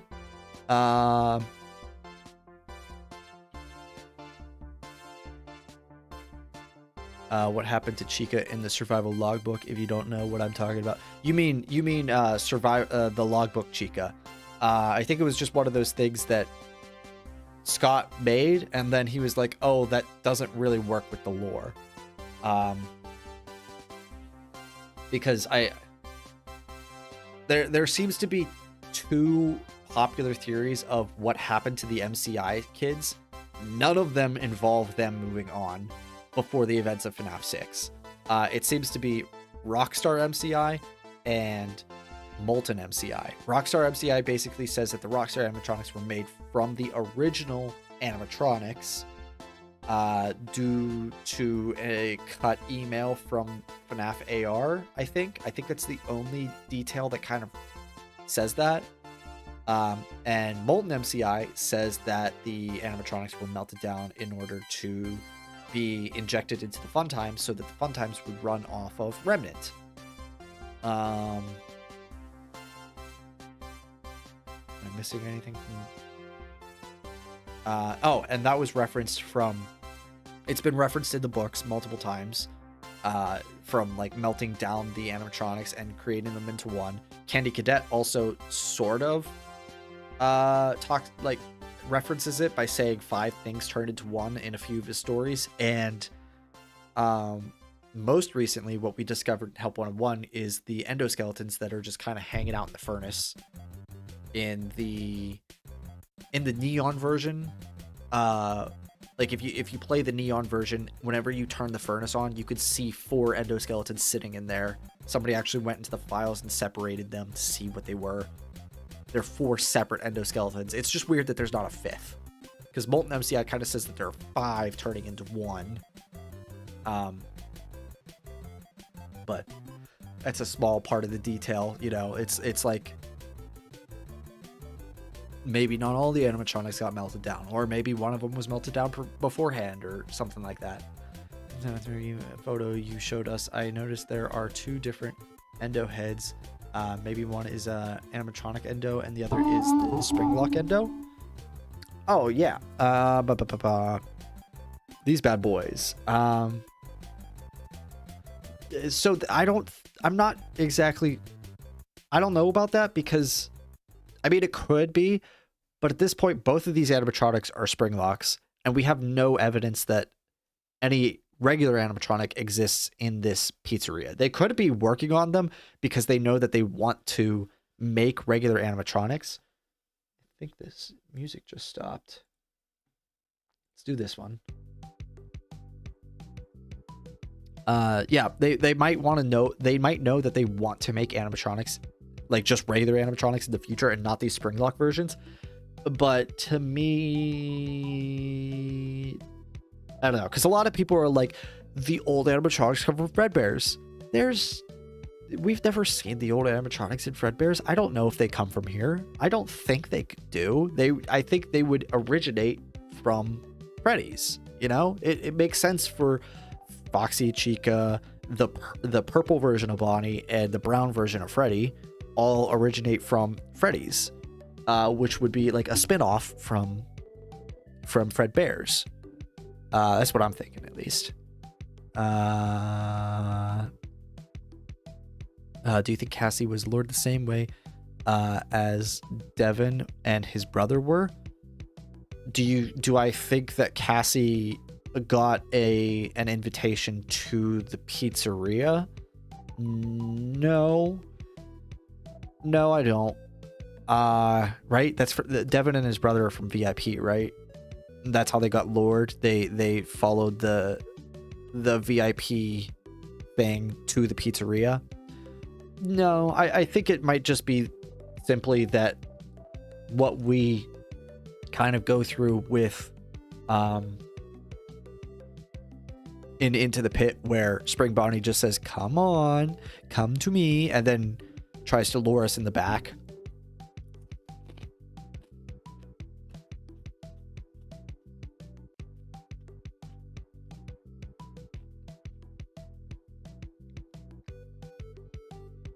Yesterday I was at a local fair event and I got a security breach night watch cherry lime drink. When I tell you I was ecstatic, I keep the can as FNAF merch. Nice. Yeah, I kind of, that's why, so I have the one bottle that you guys see up here, and then I drank one because we got two, so I could drink one and then I can put the other on the shelf. Another question, do you think Bon Bon is a part of Molten Freddy / Ennard? That's a good question. I assume yes, because of the amount of eyes that we see in the Ennard spaghetti that pops out of Michael. Like, the eyes match every animatronic, including Bon Bon. I think Bon Bon might be one of them. Yeah. What if William's corpse after the fire went to the abandoned Fredbear's and got the Spring Bonnie mascot suit to wear, so that's why Scraptrap is thin? It could be. Yeah, he could have went to the Fredbear's location instead of the Freddy's. Oh, see Angel Theory. In the survival guidebook, there's Withered Chica, what looks like FNAF 1 animatronic, and you can search it up, but that Chica was supposed to be in the FNAF 6 game, but Scott didn't make it happen. Yeah, I think she wasn't added because it didn't fit the lore. Because like I said, if that version of Chica, if Logbook Chica made it to FNAF 6, that would mean that Logbook Chica would be canon, which would mean that either Molten MCI is incorrect. Molten MCI and Rockstar MCI are both incorrect. And I think Scott is trying to say that at least one of them is canon. I'm leaning more towards Molten MCI. It's more popular. It has more evidence towards it. It doesn't come without its problems, but I think it fits. I think it fits well. Let's do face cam. That way you can see my pretty face. But yeah, I think that's why Logbook Chica did not make it to FNAF 6, is because if she did make it, it would break Scott's continuity.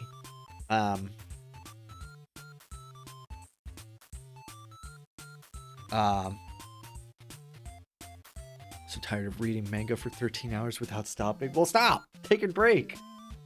Go eat food and use the bathroom and stuff like that. Duh! 2 words I want to say right now. Dabbing Chica. Matt Pet's worst nightmare. And now the current version of Dabbing Chica is flossing Bonnie.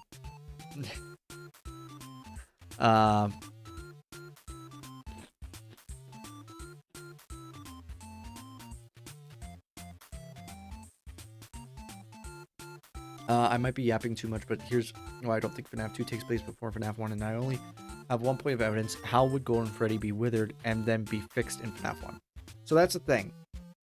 I don't think they're ever going to fix a Springlock suit. Like, it's a... Hi, sweetie. You look so cute right now. Yeah. Hang on.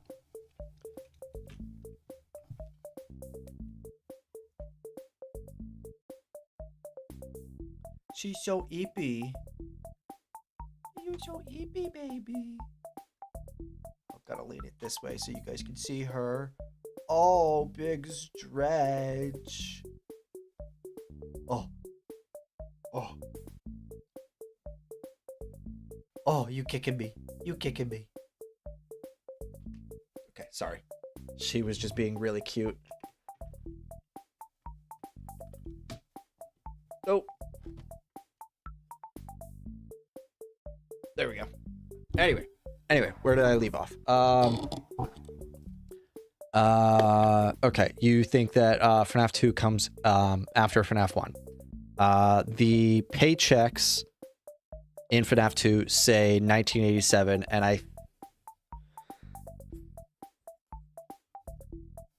we might not.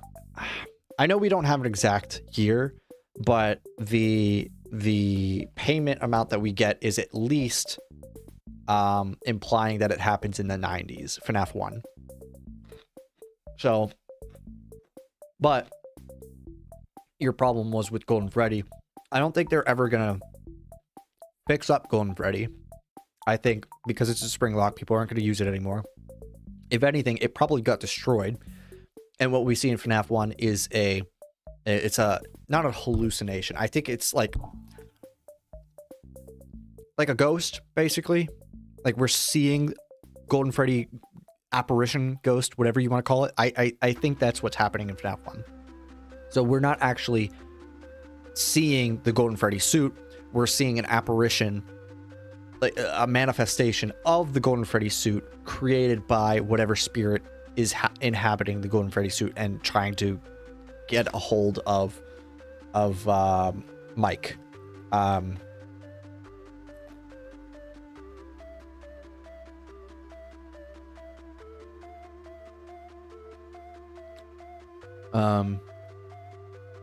Here's what I think happens to the MCI kids. 1985, they get stuffed in suits. 1987, there's the fun times. 2023, they move on except Golden Freddy. Interesting. Do you think that FNAF 3 happens in 2023 or FNAF 6 happens in 2023? I would like to know that. How did Bonbon get scooped? He's pretty small to get scooped. Did Funtime Freddy just reach the with Bonbon on? Math isn't mathing. I don't know. I don't know how you would scoop Bonbon. Golden Freddy is not real. He's more like a ghost. Yeah, at least in FNAF 1, I definitely think he's a ghost. When we see Bon get scooped, you can see Bonbon on the floor get scooped. Don't worry, I'm just petting. Yeah, you're so cute.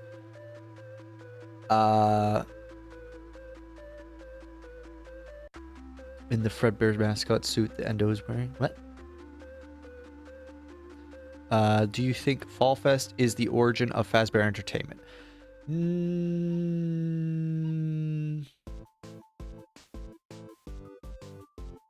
I don't think. I think Fazbear Entertainment kind of like hopped on the Bite of 83, like they saw an opportunity with the Bite of 83 and this company that has been successful with their animatronics and happened to have a bad incident, so they decided we'll buy you out, so you don't have to deal with this, knowing that as long as Fazbear Entertainment doesn't go under from this Bite incident, they could probably make a ton of money. And I think that they used Fall Fest in order to try and promote what they were doing, because Fall Fest occurs in 1970. Fazbear Entertainment, I think, is created in 1983, or at least Freddy's is created in 1983. I don't know if both of them were created then or not.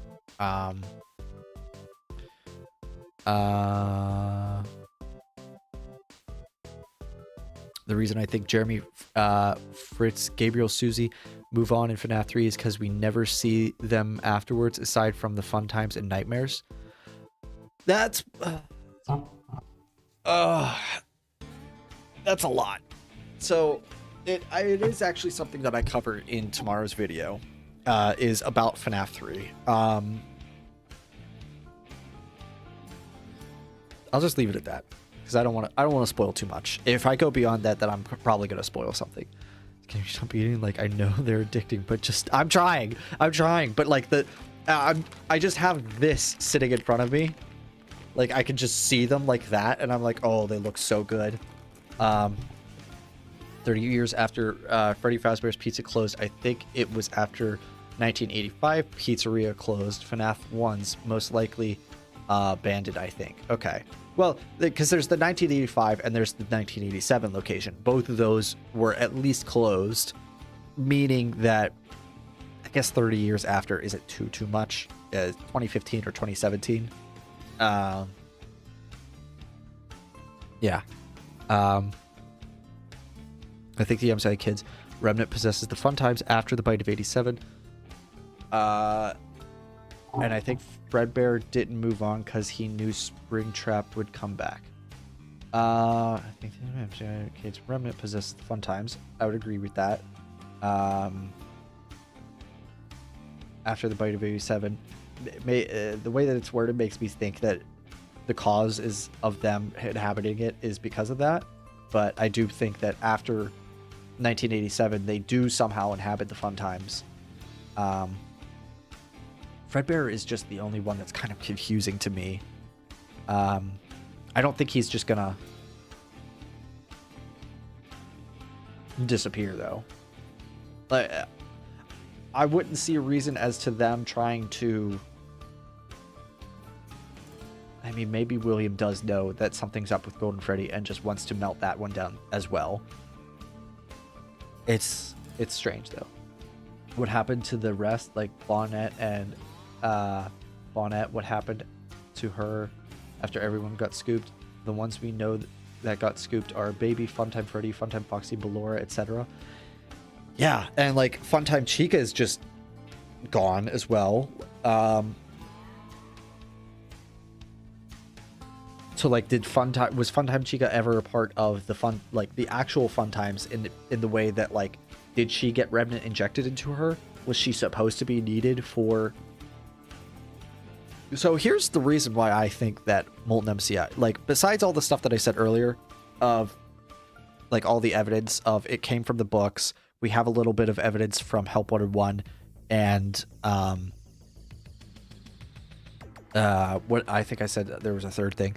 But for the ending in FNAF 6, the true ending, whatever we call it, you need specifically Molten Freddy, Scrap Trap,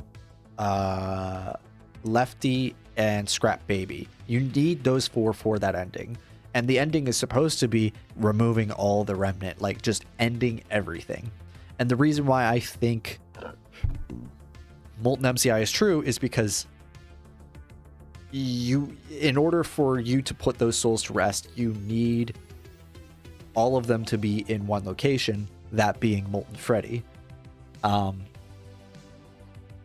you falling asleep right now? She is so cute right now. But yeah, like, if you didn't need Molten Freddy, or if you needed more animatronics for that ending, the fact that you need that ending, and Henry is like, I am putting these souls to rest, the ones that William has killed, it just makes me think that, like, that's what it's supposed to be. Do you think the FNAF universe had iPhones in 1800? They were talking animatronics in 1983. No, I think that just Henry and William are just somehow supposed to be absolute geniuses in this weird history scenario.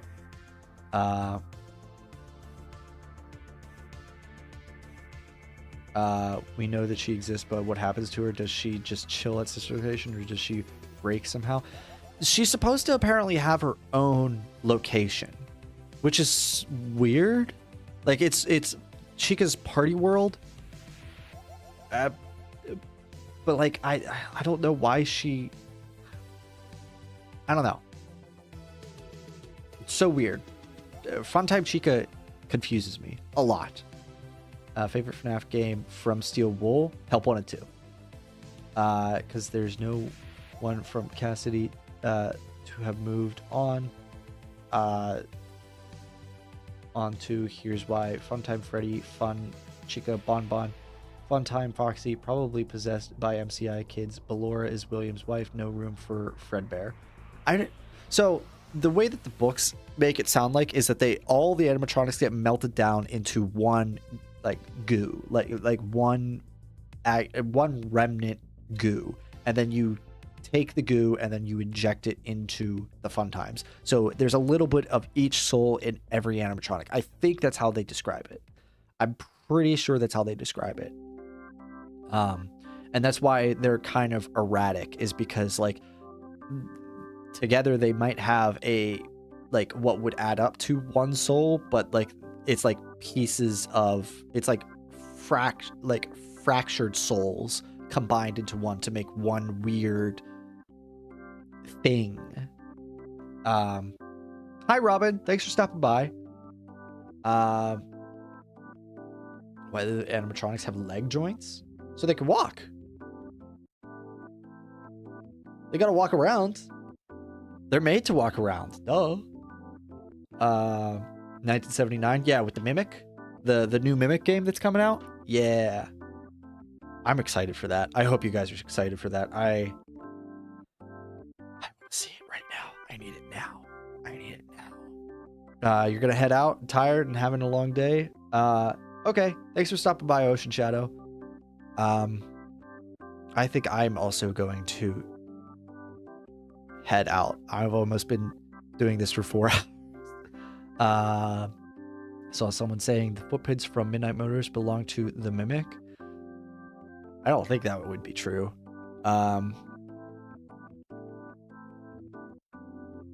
Also, I guess I haven't studied the Mimic's feet, but I mean, the Mimic could literally be anyone. So like, it could be the Mimic, but like, why would it be? Why would Scott introduce the Mimic into FNAF 6 like that?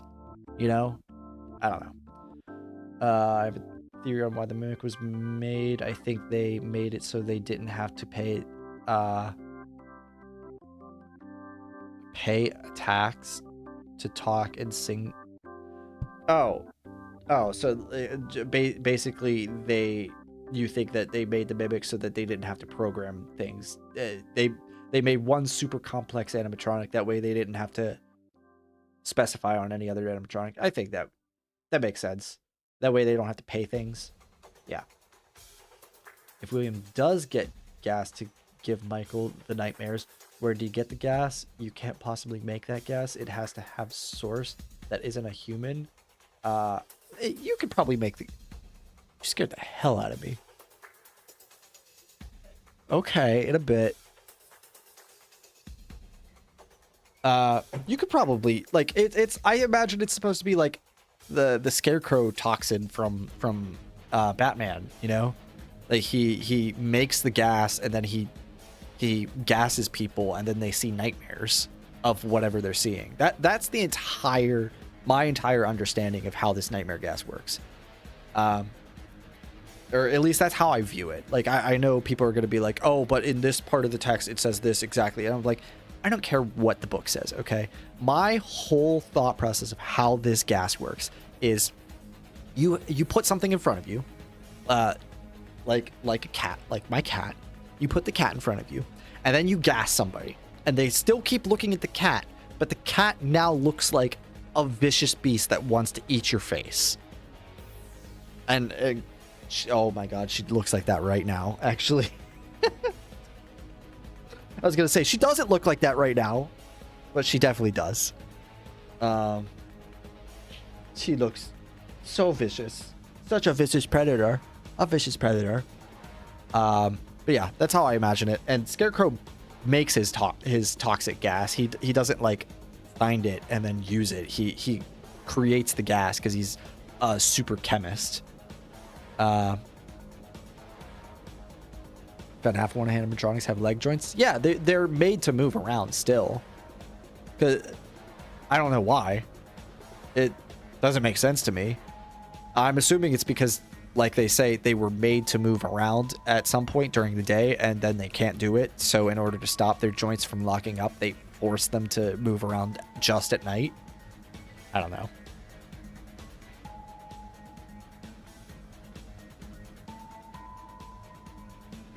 Oh, pay actors. Okay. I got you now, Ethan. Is it like the red gas in Poppy's Playtime? What color is it? Looking at random questions. I would imagine it's not really a gas that you could see. Odderwise, we would have kind of seen it in FNAF 4 while we're playing. You know? I imagine it's like an odorless, colorless gas that's just, who knows, it could just be like pure oxygen or pure helium And it just he found out if you have enough of it, then it messes with your head or something. It's Phasku. I think I'm gonna call it today. Yeah, we're coming up on 4 hours. I'm a little eepy. I gotta go to the bathroom, things like that.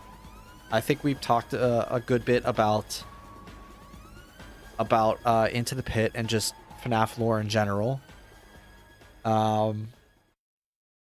Yeah.